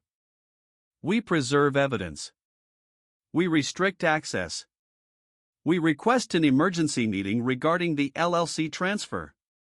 And you decide how public you are willing for this to become. I knew that question was coming. I still was not ready. How public does it need to be? Elaine removed her glasses. That depends on whether they stop. They did not stop. People like Warren rarely stop after the first loss. They pause, rename their behavior, and try again through a cleaner door. 2 days later, Palmetto Pet Care sent a polite email to Cypress Hollow's administrative account, copying Grant. They expressed condolences. They also asked to continue previously discussed transition conversations with the appropriate Caldwell family representative. Marisol forwarded it to me with a message that read, "I would like to bite someone." Elaine responded. Not with rage. With attachments. Deed. Operating agreement notice. Attorney representation letter. Demand to cease contact with unauthorized parties. Preservation notice. Palmetto backed away so quickly their next email had almost physical bruises. Grant called me 20 minutes later. I let it go to voicemail. His voice came through tight and low. Rachel, this has gone far enough. You are embarrassing the family and jeopardizing an opportunity Ethan would have wanted considered. Nobody is trying to erase you. But you need to understand you do not know this business. You were his wife, yes, but you were not his partner in the clinic. Call me back before you make this worse. You were his wife, yes, but... There are phrases that reveal everything after the comma. I saved the voicemail. That afternoon, Warren called Elaine and demanded a meeting. Elaine asked if I wanted to attend. No, I said first. Then I surprised myself. Yes. Are you sure? No. That is not disqualifying. The meeting took place in a conference room at Elaine's office with a long table, a window facing the street, and a pitcher of water no one drank. Warren came with Grant. Claudia came too, though she claimed she was only there because this situation was breaking her family. Blake did not attend. Elise, unsurprisingly, was not mentioned. Elaine sat beside me. Across from us sat the three people who had spent 8 years teaching me how not to take up space. This time, I took up space. I set a folder on the table and placed Ethan's folded flag beside it. Not for drama. For myself. Warren's eyes went to the flag, then away. Elaine began. We are here because my client prefers to resolve interference without litigation if possible. That preference should not be mistaken for weakness. Grant leaned back. No one interfered. We were trying to help clean up after a death. Elaine looked at her notes. By changing locks before the funeral? Grant's mouth tightened. Warren raised a hand. Grant, let me. He turned to me. Rachel, mistakes were made. I admit that. The timing was unfortunate. The timing was chosen. His eyes hardened. Are you here to resolve this or punish us? That was how he worked. When facts cornered him, he made the other person's motive the trial. I am here to stop you, I said. Claudia inhaled sharply. Elaine did not move, but I felt her approval like a small warmth beside me. Warren folded his hands. Stop us from what? Taking my house. Selling Ethan's clinic. Telling people I'm unstable. Using his death as a deadline. Grant sat forward. You are unstable if you think we're trying to steal from you. Elaine slid a printed text across the table. Military grief, PTSD angle maybe. People will understand. Grant's face changed. Not much. Enough. Claudia picked up the page before Warren could stop her. Her hand went to her mouth. Grant. Grant looked furious, not ashamed. That was private. Elaine smiled faintly. Poor choice of defense. Warren did not look at the text. He looked at Grant. Then at me. There is context. I laughed before I could stop myself. It was small and tired. Of course there is. Warren's voice went colder. You have no idea what this family is dealing with. I looked at him. Dat? Claudia went still. Grant's head snapped toward Warren. There it was. The room cracked. Not fully. Just enough to show the structure behind the wallpaper. Warren recovered first. This is inappropriate. No, I said. What was inappropriate was trying to sell my husband's clinic before he was buried because Grant needed money, Blake needed money, and you needed everyone to think the Caldwell name still meant something. Claudia's eyes filled. Rachel, stop. No. You have been asking me to stop for 8 years. Stop being hurt. Stop noticing. Stop making Ethan choose. Stop making it awkward. Stop turning cruelty into evidence. Stop grieving in a way that complicates your plans. My voice shook.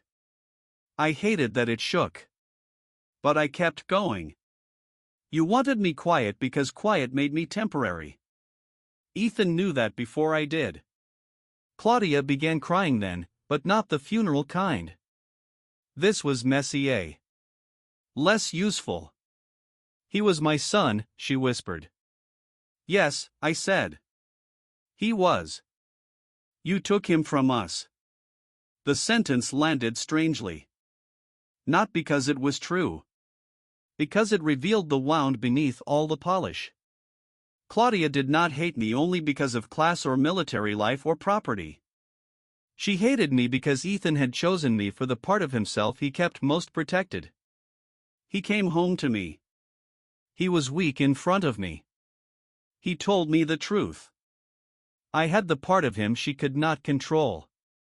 Warren touched her arm, but she pulled away. You think you knew him best because you lived with him, she said, her voice breaking. I knew him first. That was the most human thing she had ever said to me. It did not excuse her. But it explained something. For 1 second, I saw a mother who had turned grief into possession because possession was easier than helplessness. Then Grant ruined it. Mom, don't, he said sharply. She'll use anything. Elaine's pen stopped moving. I looked at Grant. No, I said. That is your habit. The meeting did not end with apologies. Real meetings rarely do. It ended with signatures on an interim agreement Warren hated, no contact with Palmetto, no access to the house, no representation to third parties that the Caldwell family controlled Cypress Hollow, no removal or destruction of records, all communication through counsel. Warren signed last. His signature looked angry. As he stood to leave, he leaned toward me. This will not bring him back. I looked at the flag. No, I said. But neither will selling him off in pieces. For the first time, Warren had no answer. The interim agreement gave me space, not peace. There is a difference. Space is silence after a threat backs out of the room. Peace is when your body believes the threat is gone. My body did not believe it. I checked locks twice. Then 3 times. I woke to every car passing outside. I slept with my phone under my pillow and the clinic key on the nightstand. I kept Ethan's green folder copy in a fireproof box and another copy in my office on base. I began walking through the house each night taking mental inventory, not because anything had moved, but because I no longer trusted rooms to remain loyal. The house felt wrong. Not haunted. Interrupted. Claudia had taken photos off the wall and put them back incorrectly when the movers returned everything. The frame from our animal hospital day hung too high. The wedding photo leaned slightly. My shadow box had a scratch on the glass. The dresser leg left a gouge in the bedroom floor. Damage does not need to be large to become a map. One evening, I stood in the hallway looking at the photos and realized I could not keep living in a museum of attempted erasure. So I took them all down. Every frame. Every print. Every smiling image from a life that had been handled by hostile hands. For a moment, the bare wall looked like defeat. Then I started over. I chose one photo of Ethan at the clinic, kneeling beside a 3-legged mutt named Captain Pancake. One photo from our wedding, not the formal one Claudia loved, but the blurry one Marisol took of us laughing behind the church. One photo of our 3 dogs sleeping in a pile on the porch. One photo of me in uniform and Ethan in muddy scrubs, taken after a hurricane volunteer clinic where we both looked exhausted and alive. I rehung them lower. My height. Not Claudia's. When I finished, I sat on the floor with the hammer beside me and cried until I hiccuped. Then I ordered pizza and ate it from the box because nobody was there to judge the dining table. That was the first peaceful night. Not happy. Peaceful. It lasted until morning. At 8:05 a.m., my phone buzzed with a text from Major Hughes. Call when you can. Nothing urgent, but I need to make sure you're okay. Nothing urgent in military language means urgent enough to be gentle about. I called from the porch with coffee I did not want. He answered on the first ring. Rachel. Sir. You don't have to sir me while you're on bereavement leave. I know. You're doing it anyway. Yes, sir. He sighed. I got a call. My stomach tightened. From whom? A woman named Claudia Caldwell. The porch tilted under me. What did she say? She said she was worried about you. She said you were refusing family help. She said there had been some confusion around property and that your behavior had become, in her words, rigid. Rigid. I gripped the mug. She called my command. Yes. Did she mention she changed my locks? No. Did she mention the moving truck? No. Did she mention her son has been dead less than a week? Major Hughes was quiet for a moment. No, he said. She presented herself as a concerned mother-in-law. Of course she did. Concern is one of the cleanest masks control can wear. I am not unsafe, I said. I didn't think you were. I have documentation of what happened. I figured you did. I'm handling it through counsel. I figured that too. His voice softened slightly. Rachel, I called because I wanted you to hear it from me before you found out another way. She did not change my opinion of you. But you should know they're trying to build a narrative. Military grief. PTSD angle maybe. People will understand. My hand was shaking so hard coffee spilled onto the porch. I understand. Do you need command support? I looked through the window into the hallway where Ethan's photos hung lower now. What does that mean? It means if anyone implies your service makes you unstable, I can say what I've observed, that you're grieving, competent, and being targeted by people who should know better. Carefully, of course. But I won't let them use the uniform as a weapon against you. I closed my eyes. For the first time since the funeral, someone outside Elaine's office had named it correctly.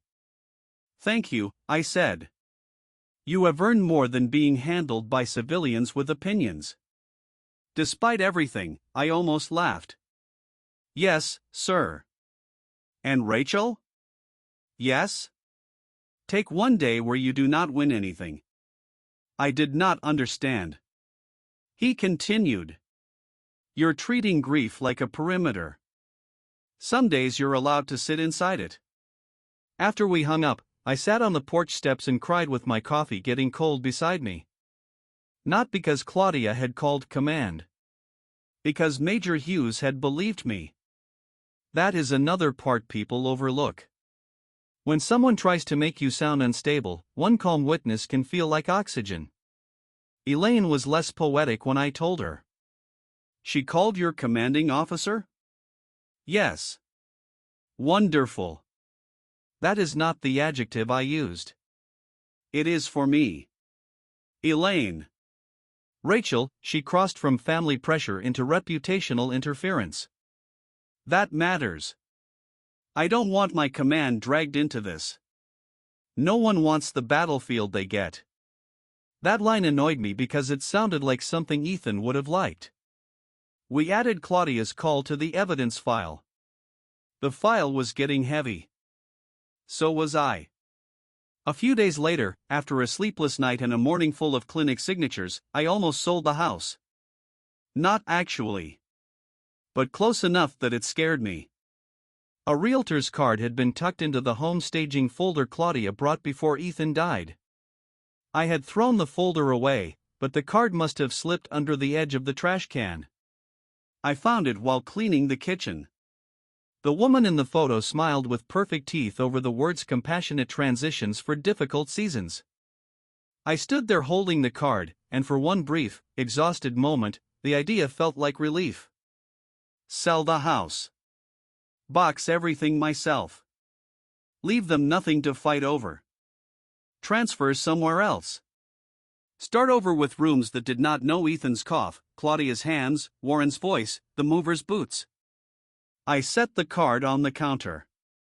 Then I walked through the house like I was seeing it for a buyer. Living room, gouge in floor near hallway.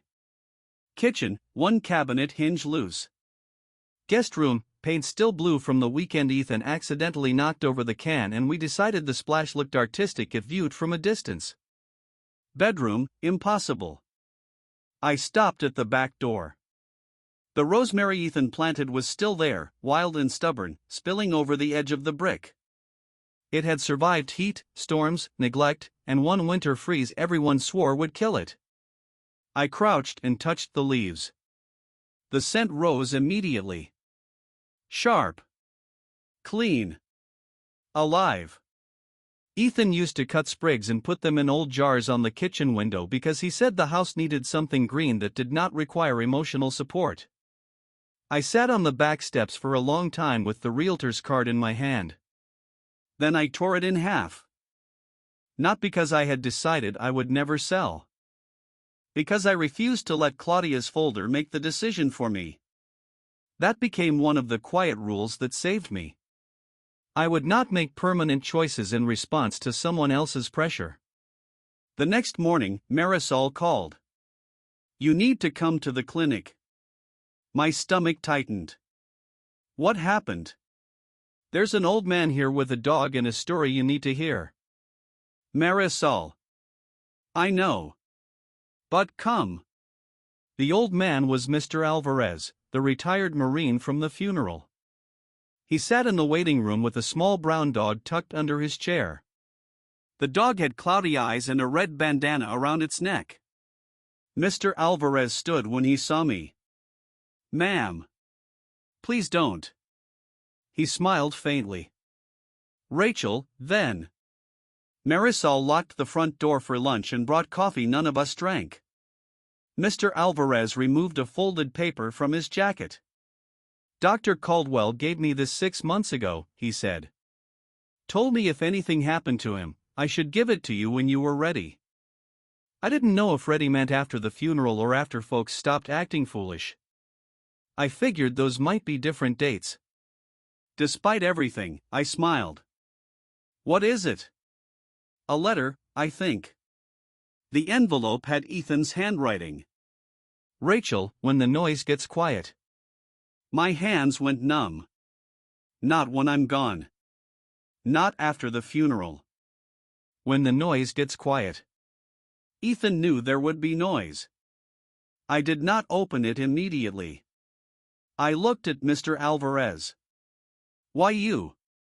"Because he said I understood chain of command in stubborn women."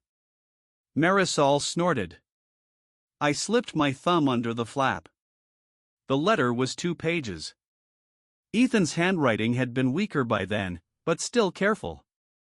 He had written slowly. I could see the pauses in the ink. "Rachel. If Mr. Alvarez gave you this, it means you made it through the first wave. I wish I could say I am surprised there was a first wave. I am not. I need to tell you something I should have told you sooner, but I was afraid that if I gave it a name too early, it would become another thing you had to carry while I was still here. I do not want Cypress Hollow preserved because it has my name on the paperwork. I want it protected because it became the best version of me when I wasn't looking. You know the days I mean. The Marine who paid in quarters because his dog was all he had left after his divorce. The young spouse whose cat got sick while her husband was deployed and who cried because she thought needing help made her irresponsible. The old cavalry scout who sat in exam room 2 for 40 minutes after we put his retriever down because he did not want to go home to an empty apartment. Animals have been my patients, but their people were never separate from the work. If my family gets control, they will sell the clinic. They will call it sensible. They will say I would have wanted everyone taken care of. They will not be entirely lying. That is how they make bad things sound clean. But I am asking you to choose a harder truth. I want Cypress Hollow to become a place where military families and veterans can get care for their animals when money is the thing standing between them and mercy. I have already started the paperwork with Elaine. It is not finished because I got sick faster than I was willing to admit. In the blue binder in my office, behind the old rabies logs, there is a draft plan for the companion care fund. Marisol knows some of it. Mr. Alvarez knows more than he pretends. Elaine has the legal pieces. You do not have to do this. I need you to hear that clearly. You do not owe my ghost a second career. You do not owe Grief a business plan. But if you are looking for a way to turn the house from a fortress into something with a light in the window, this is the best map I can leave. My family will tell you that you were temporary. They are wrong. You were the only permanent thing I ever chose on purpose. I had to stop there. Not because the letter ended. Because I could not see. Marisol turned away, pretending to adjust the blinds. Mr. Alvarez stared at the floor. The little brown dog sighed under the chair. After a while, I read the last lines. Do not spend your life guarding ashes. Build something warm enough that even the people who tried to freeze you out have to admit they were wrong about what survived. I love you. That is still the least complicated sentence. E. I folded the letter carefully. My hands were no longer numb. They were steady in a way that frightened me. Blue binder? I asked Marisol. She wiped her cheek with the back of her hand. I know where it is. The blue binder was exactly where Ethan said it would be, behind old rabies logs in the office cabinet no one but Marisol ever opened because everyone else feared old paper and alphabetized shame. Inside was the beginning of a plan. Not complete. Not magic. A draft mission statement. Notes on possible donors. A spreadsheet of clients Ethan had quietly discounted over the years. Contacts at veteran service organizations. A handwritten list titled People Who Will Help if asked correctly. Mr. Alvarez's name was first. Elaine's was second. Mine was third. Beside my name, Ethan had written, only when she is ready. She will say she is not. Do not believe her too quickly. I almost laughed. Then I did laugh. It came out broken, but it was real. For the first time since his diagnosis, Ethan was not only a loss in the room. He was a voice. Still annoying. Still kind. Still leaving me tasks I did not ask for and somehow needed. The companion care fund changed the shape of everything. Until then, my fight had been defensive. Stop the movers. Stop Palmetto. Stop Warren. Stop the story that I was unstable, greedy, or temporary. Now there was something to move toward. That is dangerous to people who rely on your exhaustion. Elaine filed the paperwork to formalize the fund under the clinic's existing charitable arm, which Ethan had created years earlier for disaster relief and then let sit quietly after hurricane season. The accountant verified the accounts. Marisol began compiling cases where Ethan had waived fees. Mr. Alvarez called 2 veteran groups before I could ask him not to be too pushy, which was apparently a request he considered optional. I kept waiting to feel ready. I never did. So I started anyway. The first public mention came through the clinic newsletter. Marisol wrote the first draft, and I edited it at my kitchen table with Ethan's letter beside me. In honor of Dr. Ethan Caldwell's lifelong commitment to animals and the military families who love them, Cypress Hollow Animal Hospital will begin developing the Companion Care Fund, a program designed to assist active duty service members, veterans, and their families with essential veterinary care. We did not mention Warren. We did not mention Grant. We did not mention the moving order. The truth did not need every ugly detail to become clear. People understood anyway. Calls came in. Not hundreds. This was not a movie. But enough. A woman from a military spouses group asked how to donate. A retired first sergeant offered to help with applications. A client whose poodle Ethan had treated for 12 years mailed a check for $200 with a note that said, "He let me pay $10 a month when my husband lost his job. Please use this for somebody proud." I pinned that note above Ethan's desk. 2 days later, Warren demanded another meeting. This time, he brought his own lawyer. That should have made me nervous. It made Elaine smile. Not visibly, perhaps. But I had learned her tells. Warren's lawyer, a man named Preston Vale, wore an expensive suit and the expression of someone who had expected a softer target. He opened with concern. That was the word he used 3 times. Concern about governance. Concern about asset preservation. Concern about my ability to manage clinic operations while serving active duty. Concern about whether Ethan's charitable intent was being interpreted through grief. I let him talk. Elaine let him talk longer. That was how I knew she was sharpening something. Finally, Preston said, "No one disputes Mrs. Caldwell's emotional connection to the clinic. But a private veterinary practice is not a memorial scrapbook." I saw Marisol stiffen from her chair near the wall. Elaine turned one page. "Mr. Vale, are you aware that your clients contacted a corporate buyer before Dr. Caldwell's death?" Preston paused. "I am aware that preliminary discussions occurred. Are you aware that those discussions included transfer of real estate and client records without Rachel Caldwell's consent?" I would not characterize. "Of course not." Warren leaned forward. "We are not here to discuss old misunderstandings." "No," Elaine said. "You are here because Rachel announced a fund that makes it much harder for your family to pretend selling the clinic was Ethan's wish." Preston's face tightened. "That is inflammatory. It is also accurate." Warren looked at me. "You are using his name." The hypocrisy of that almost took my breath away. "I am carrying out his plan." "You are making him into a public cause." "No. You tried to make him into a liquidation event." Preston lifted a hand. "Mrs. Caldwell." "Captain Wynn Caldwell," Elaine said. I looked at her. She looked back as if daring me to object. Preston adjusted. "Captain Wynn Caldwell, grief can make all of us reach for meaning." "That is understandable. But there may be ways to honor Dr. Caldwell without placing a viable business under charitable strain." "Like selling it?" "Like considering all options." I opened my folder and removed Ethan's letter. Not the original. A copy. I placed it on the table. Warren's eyes fixed on it. "What is that?"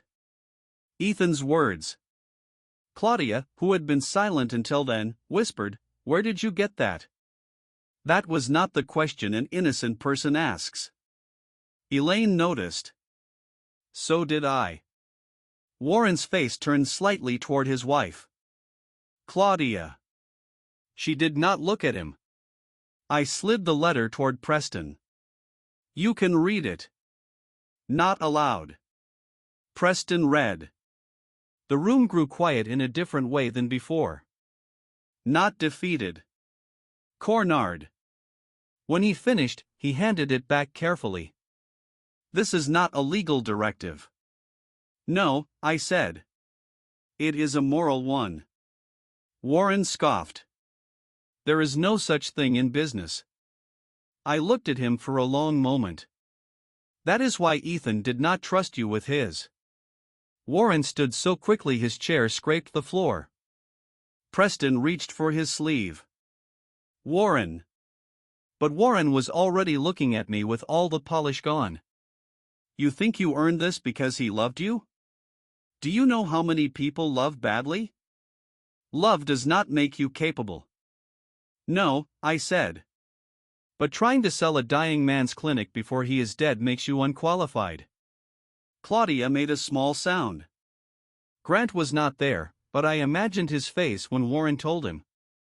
Elaine gathered her papers. This meeting is over. Preston seemed relieved. Warren pointed at Ethan's letter. You don't get to make him a weapon against his own blood. I stood. I didn't. My voice did not shake. You did that when you treated his wishes like an obstacle. That night, the community found out more than I intended. Not because I posted anything. Because Warren did.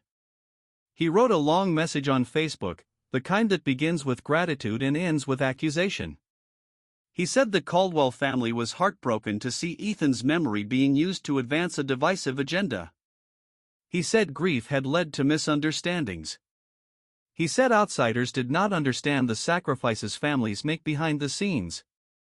He did not name me, but everyone knew. He used the phrase military instability. That was a mistake. People can be cruel in private for years and survive. But public wording has weight. By morning, the comments had turned. Not all of them. Warren had friends. Claudia had defenders. Grant had business contacts who liked posts without reading them. But Marisol commented first. I have managed Cypress Hollow for 11 years. Dr. Caldwell spoke often and clearly about helping military families afford veterinary care. Rachel is carrying out the work he started. Please do not confuse control with legacy. Mr. Alvarez commented next. Ethan helped me keep my dog when I could not afford treatment after my wife died. He told me no veteran should lose their last friend because of a bill. That was not instability. That was honor. Then a young Army spouse wrote about Ethan treating her cat while her husband was deployed and waiting 3 months for payment. Then a man from the Hurricane Volunteer Clinic posted a photo of Ethan kneeling in floodwater beside a crate of rescued puppies. Then Elise commented. Grant deleted it within minutes, but not before half the town screenshot it. She wrote. Rachel did not create this conflict. I was present for conversations about selling the clinic before Ethan passed. I stayed silent too long. I am sorry. By noon, Warren deleted the post. By then, deletion was just another kind of evidence. The phone rang constantly at the clinic for 2 days. Some people wanted gossip. Marisol handled them with surgical coldness. Some people wanted to donate. Some wanted to tell stories. Some wanted to know if the clinic was closing. No, I told each one. Cypress Hollow is open. Saying it helped. Cypress Hollow is open. The house is mine. The fund is real. Ethan is gone. All of those sentences were true. None of them canceled the others. Grant came to the clinic on Friday evening. He waited until after closing, which told me he still thought private pressure was safer than public accountability. I was in Ethan's office reviewing donor forms when Marisol's voice came over the intercom. Rachel, front door. I looked at the security monitor. Grant stood outside with both hands in his pockets. For a moment, I considered ignoring him. Then I remembered Elaine's hallway with lights. I turned on the lobby camera audio and opened the door but stayed inside. We are closed. He looked exhausted. Not softened. Exhausted. 5 minutes. No. His jaw tightened. Rachel. I said no. He looked past me into the waiting room. He was my brother. I know. You keep acting like you're the only one who lost him. No. I keep acting like I'm the one you tried to remove. Grant looked down. For the first time since I had known him, he seemed younger than Ethan. Not chronologically. Morally. I didn't write the PTSD text the way it sounded. I almost smiled. That sentence is a museum piece. I was angry. At what? At everything. At Ethan for dying? He flinched. At him for leaving a mess. The honesty surprised me. I said nothing. Grant stared at the floor mat with the clinic logo. He always got to be the good one, he said. Do you know that? Ethan was the kind one. The decent one. The one people trusted. Dad looked at him like he was naive, but he bragged about him to everybody. Blake could screw up and be helpless. I had to fix things. I had to make numbers work. So you decided to make Ethan's numbers work for you. His face hardened. I made a bad call. No. A bad call is forgetting to cancel a subscription. You planned a sale around a death. He looked away. The camera light above the door blinked red. He noticed it. You recording this? Yes. Of course you are. You taught me to. That landed. He laughed once, bitterly. Elaine get that line from a manual? No. Blake got the clinic key from Ethan's office. Warren changed my locks before the funeral. Claudia hid my wedding album. You wrote that I could be framed as unstable. You all trained me very well. Grant's eyes lifted. He looked ashamed. Not enough. But some. What do you want from us? Nothing. That's not possible. It is. No money? No apology? No public statement? You think this is a negotiation because that's the only language you respect. What, then? I want you to leave the clinic alone. I want you to stop saying Ethan would have sold it. I want you to stop using the word family as a crowbar. And I want you to understand that I do not need you to believe I belong to him. My voice caught on the last word. I hated that. Grant noticed, but for once, he did not use it. Instead, he nodded once. I'm sorry. The words came out flat. Unpracticed. Maybe sincere. Maybe not. I discovered I did not care. Send it to Elaine, I said, and closed the door. The final blow did not come from a courtroom. It did not come from a dramatic reading in my living room. It came from a boardroom at the clinic, with coffee and paper cups and a projector that kept refusing to connect to Marisol's laptop. Elaine had arranged a formal advisory meeting for the Companion Care Fund. Attending were me, Elaine, Marisol, Mr. Alvarez, the clinic accountant, 2 community donors, a representative from a military family nonprofit, Major Hughes in civilian clothes, and, because Warren's lawyer insisted on observing any discussion that might affect family legacy, Warren and Claudia. Grant did not come. Blake did not come. Elise sent a written statement through her own attorney. That told me things at the Caldwell house had begun to crack in ways I would never fully know. The meeting started badly. Technology betrayed us. The coffee was terrible. The accountant had the wrong version of a spreadsheet. One donor asked whether the fund would cover exotic birds and Marisol muttered something in Spanish that made Elaine cough into her napkin. It was almost ordinary. That made it more painful. Ethan should have been there. He would have fixed the projector by unplugging the wrong cord first. He would have made a joke about exotic birds. He would have stood at the front in his rumpled lab coat, embarrassed by attention, and somehow made everyone want to help. Instead, I stood there with his notes. My hands were damp. I began with the mission statement. Companion care exists to provide essential veterinary support to military families and veterans facing financial hardship, because animals are often the first ones to notice wounds people do not know how to name. My voice held. Mostly.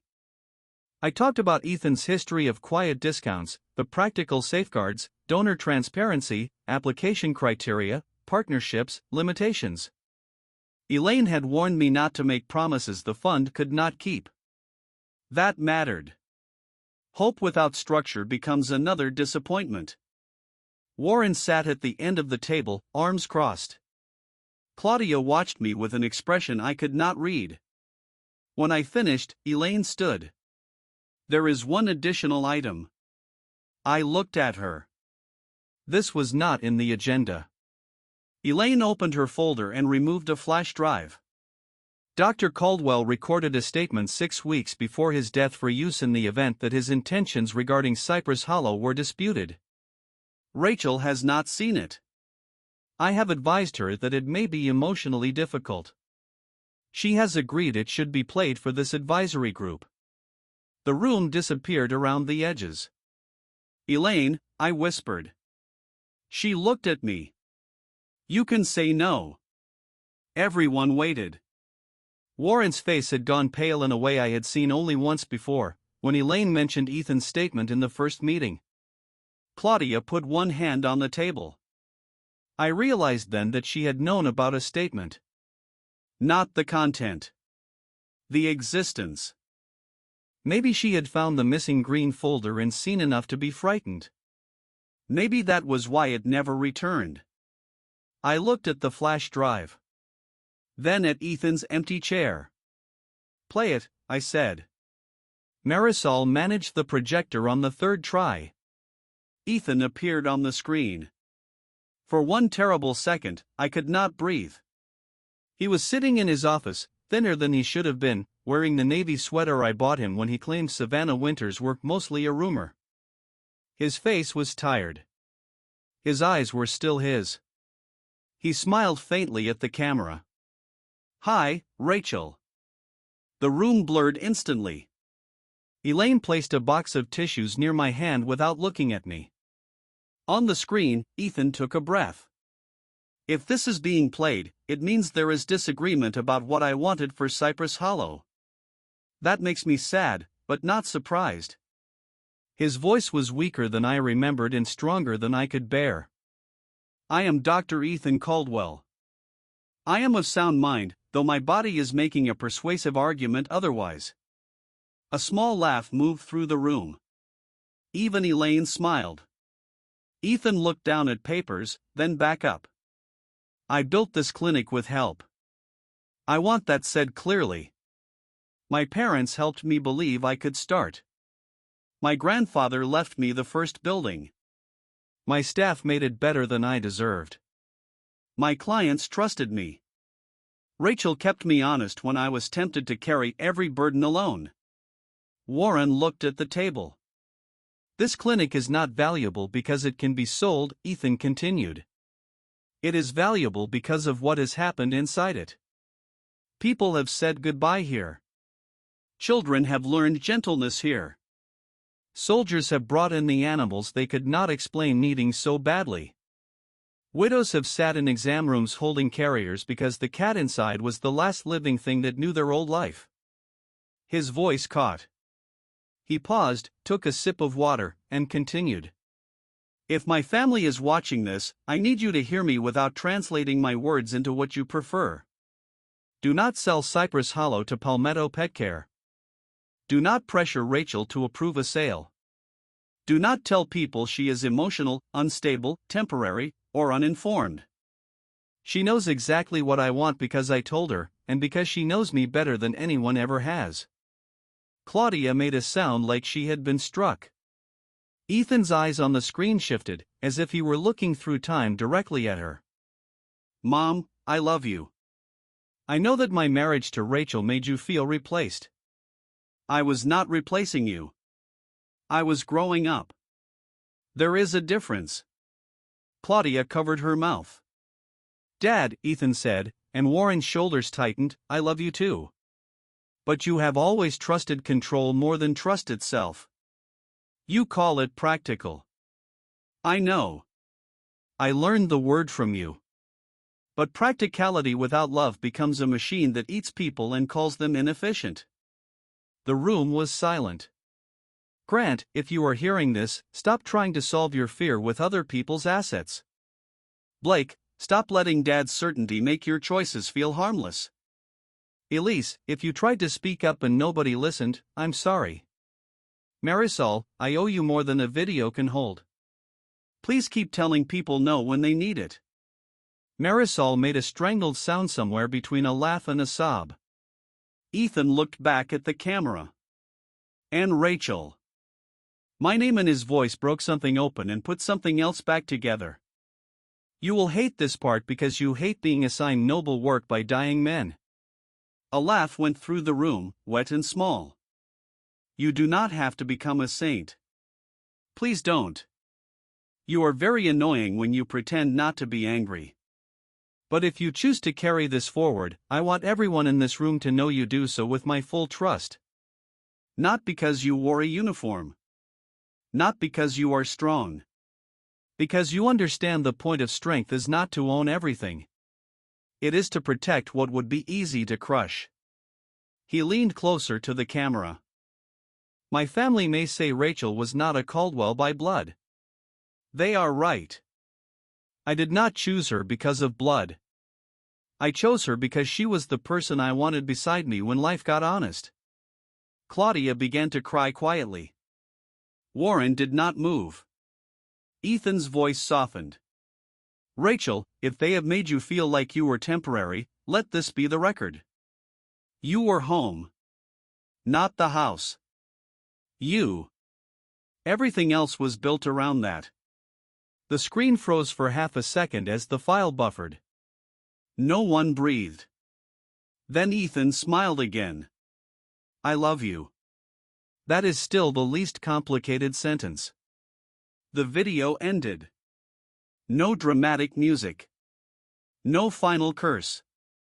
Just the clinic logo on a frozen screen and the hum of the projector. I did not look at Warren first. I looked at Claudia. She was staring at the blank screen as if she had seen her son step into the room, place a hand on her shoulder, and tell her no. Warren stood. His chair scraped. For a moment, I thought he would argue even then. Some people cannot survive silence without filling it with their own defense. But he only said one thing. I need air. He walked out. Claudia stayed. The advisory group sat in stunned quiet until Mr. Alvarez cleared his throat. Well, he said roughly, I'm in. That broke the room open. Not into celebration. Into motion. The donor beside him nodded. The military nonprofit representative wiped her eyes and asked for the application timeline. The accountant began making notes. Marisol went to the hallway and came back with more coffee even though nobody wanted it. Major Hughes waited until the others were busy, then stepped beside me. He was right, he said. About what? You're annoying when you pretend you're not angry. For one startled second, I laughed. It felt disloyal and necessary. Claudia remained at the end of the table. When the meeting ended, she approached me slowly. Elaine shifted beside me. I touched her arm once. It was all right. Not safe. But all right. Claudia looked smaller than she had at my front door, smaller than she had in every room where she once seemed to control the lighting. Rachel, she said. I waited. She seemed to search for the old sweetness and fail to find it.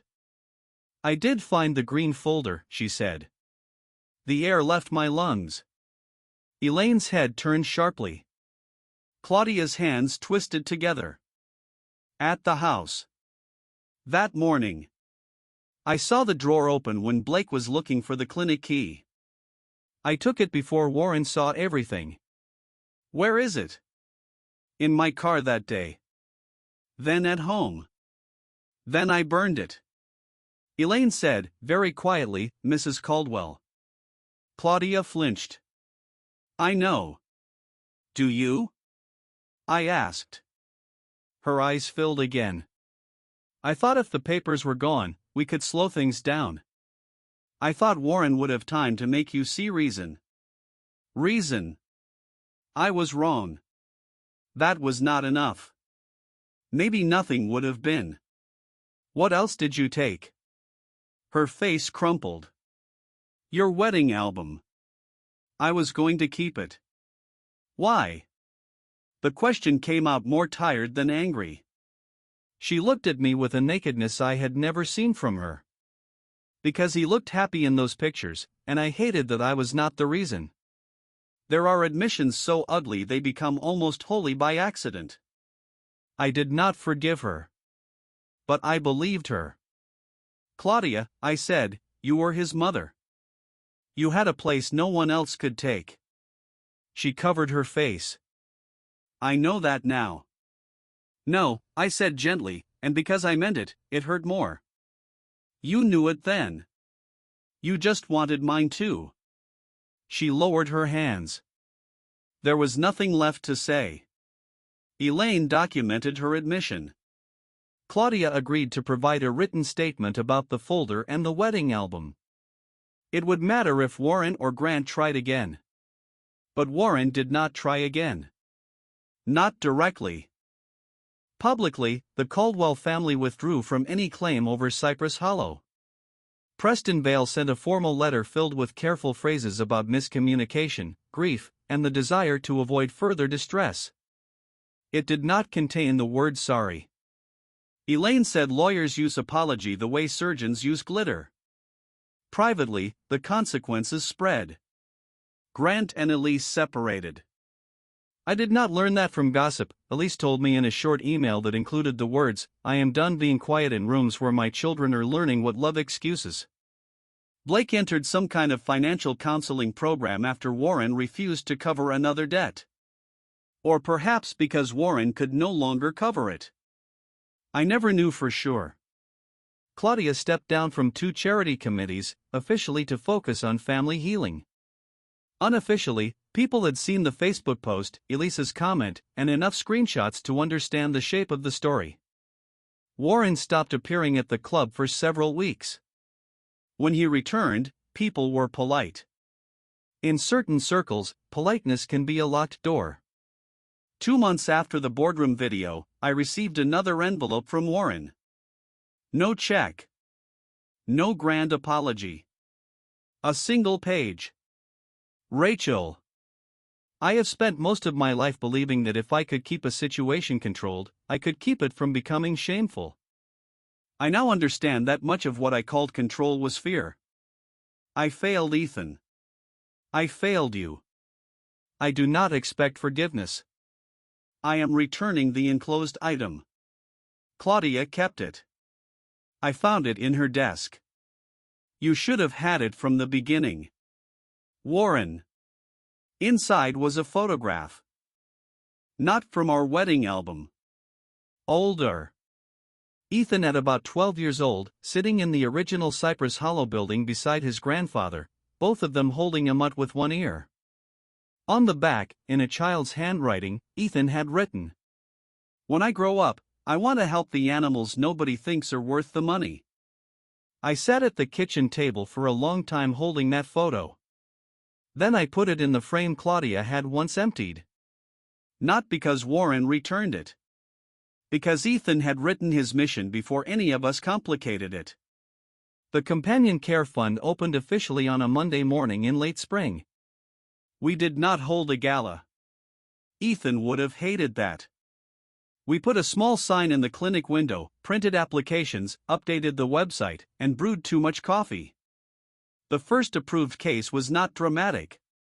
A young army mechanic named Caleb brought in an old beagle named June with an infected tooth. Caleb kept apologizing before anyone had accused him of anything.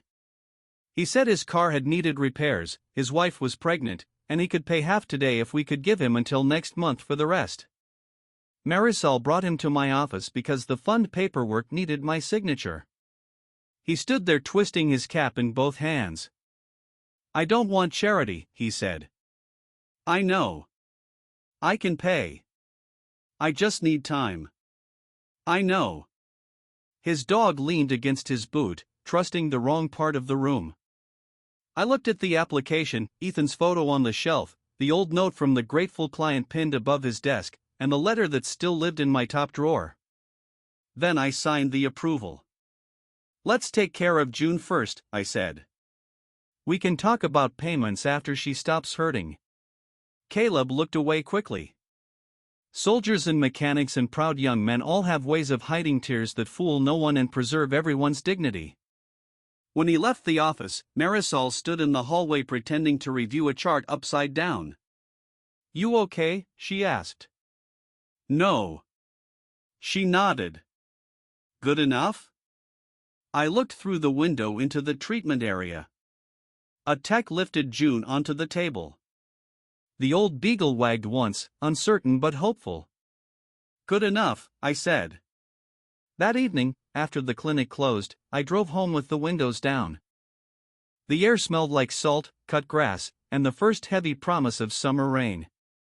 The house was quiet when I entered, but not empty in the old way. The dogs met me at the door. The hallway photos hung straight. Ethan's boots were still gone, because some absences do not become smaller with time. They become familiar. I changed out of my uniform and hung it carefully. Then I took Ethan's folded flag from the shelf where it had been sitting since the funeral and carried it into the living room. For months, I had not known where to put it. The bedroom felt too private. The mantel felt too ceremonial. The office felt too much like a shrine. Finally, I placed it on the small table by the front window, beside the photo of Ethan as a boy and the cedar box of collar tags. Not hidden. Not displayed for visitors. Just present. Outside, porch lights came on up and down the street. A neighbor walked his dog. Somewhere in the kitchen, the refrigerator clicked and hummed. One of the dogs sighed in her sleep. I thought about the moving order, printed before the funeral. I thought about the box labeled temporary. I thought about Warren's practical voice, Claudia's folded photograph, Grant's text, Blake's stolen key. I thought about Ethan on the screen, thin and dying and still somehow leaving light behind him. For a long time, I believed the fight had been about keeping the house. It was not. The house mattered because it was where Ethan and I had been ordinary. Where we burned toast and argued about paint and learned the sounds of rain in the gutters. The clinic mattered because it was where his kindness became useful. The documents mattered because people who lie politely rely on everyone else being too embarrassed to keep records. But the real fight was smaller and larger than all of that. It was the fight to keep other people from naming my life for me. Widow's items. Temporary. Unstable. Not local. Not blood. Not partner. Not enough. They had so many names for me. Ethan had one. Home. I turned off the lamp, but I left the porch light on.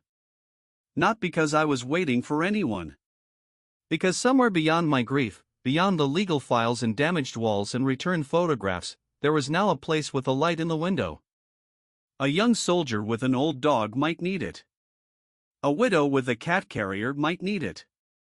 A woman standing in her own doorway being told she does not belong might need to know that a locked door is not always the end of the story. Sometimes it is the moment you finally learn who made the key. I did not forgive the Caldwells that night. I did not become wise. I did not stop missing my husband so sharply that ordinary mornings could still ambush me. I simply stood in the quiet house we had built together and understood that I no longer had to prove it was mine. The proof was in the scratched floor where the dresser had been dragged out and brought back. It was in the clinic window with Ethan's fund printed in blue. It was in the dog sleeping under his old desk. It was in the young mechanic's signed application. It was in the photograph of a 12-year-old boy who already knew what kind of man he wanted to become.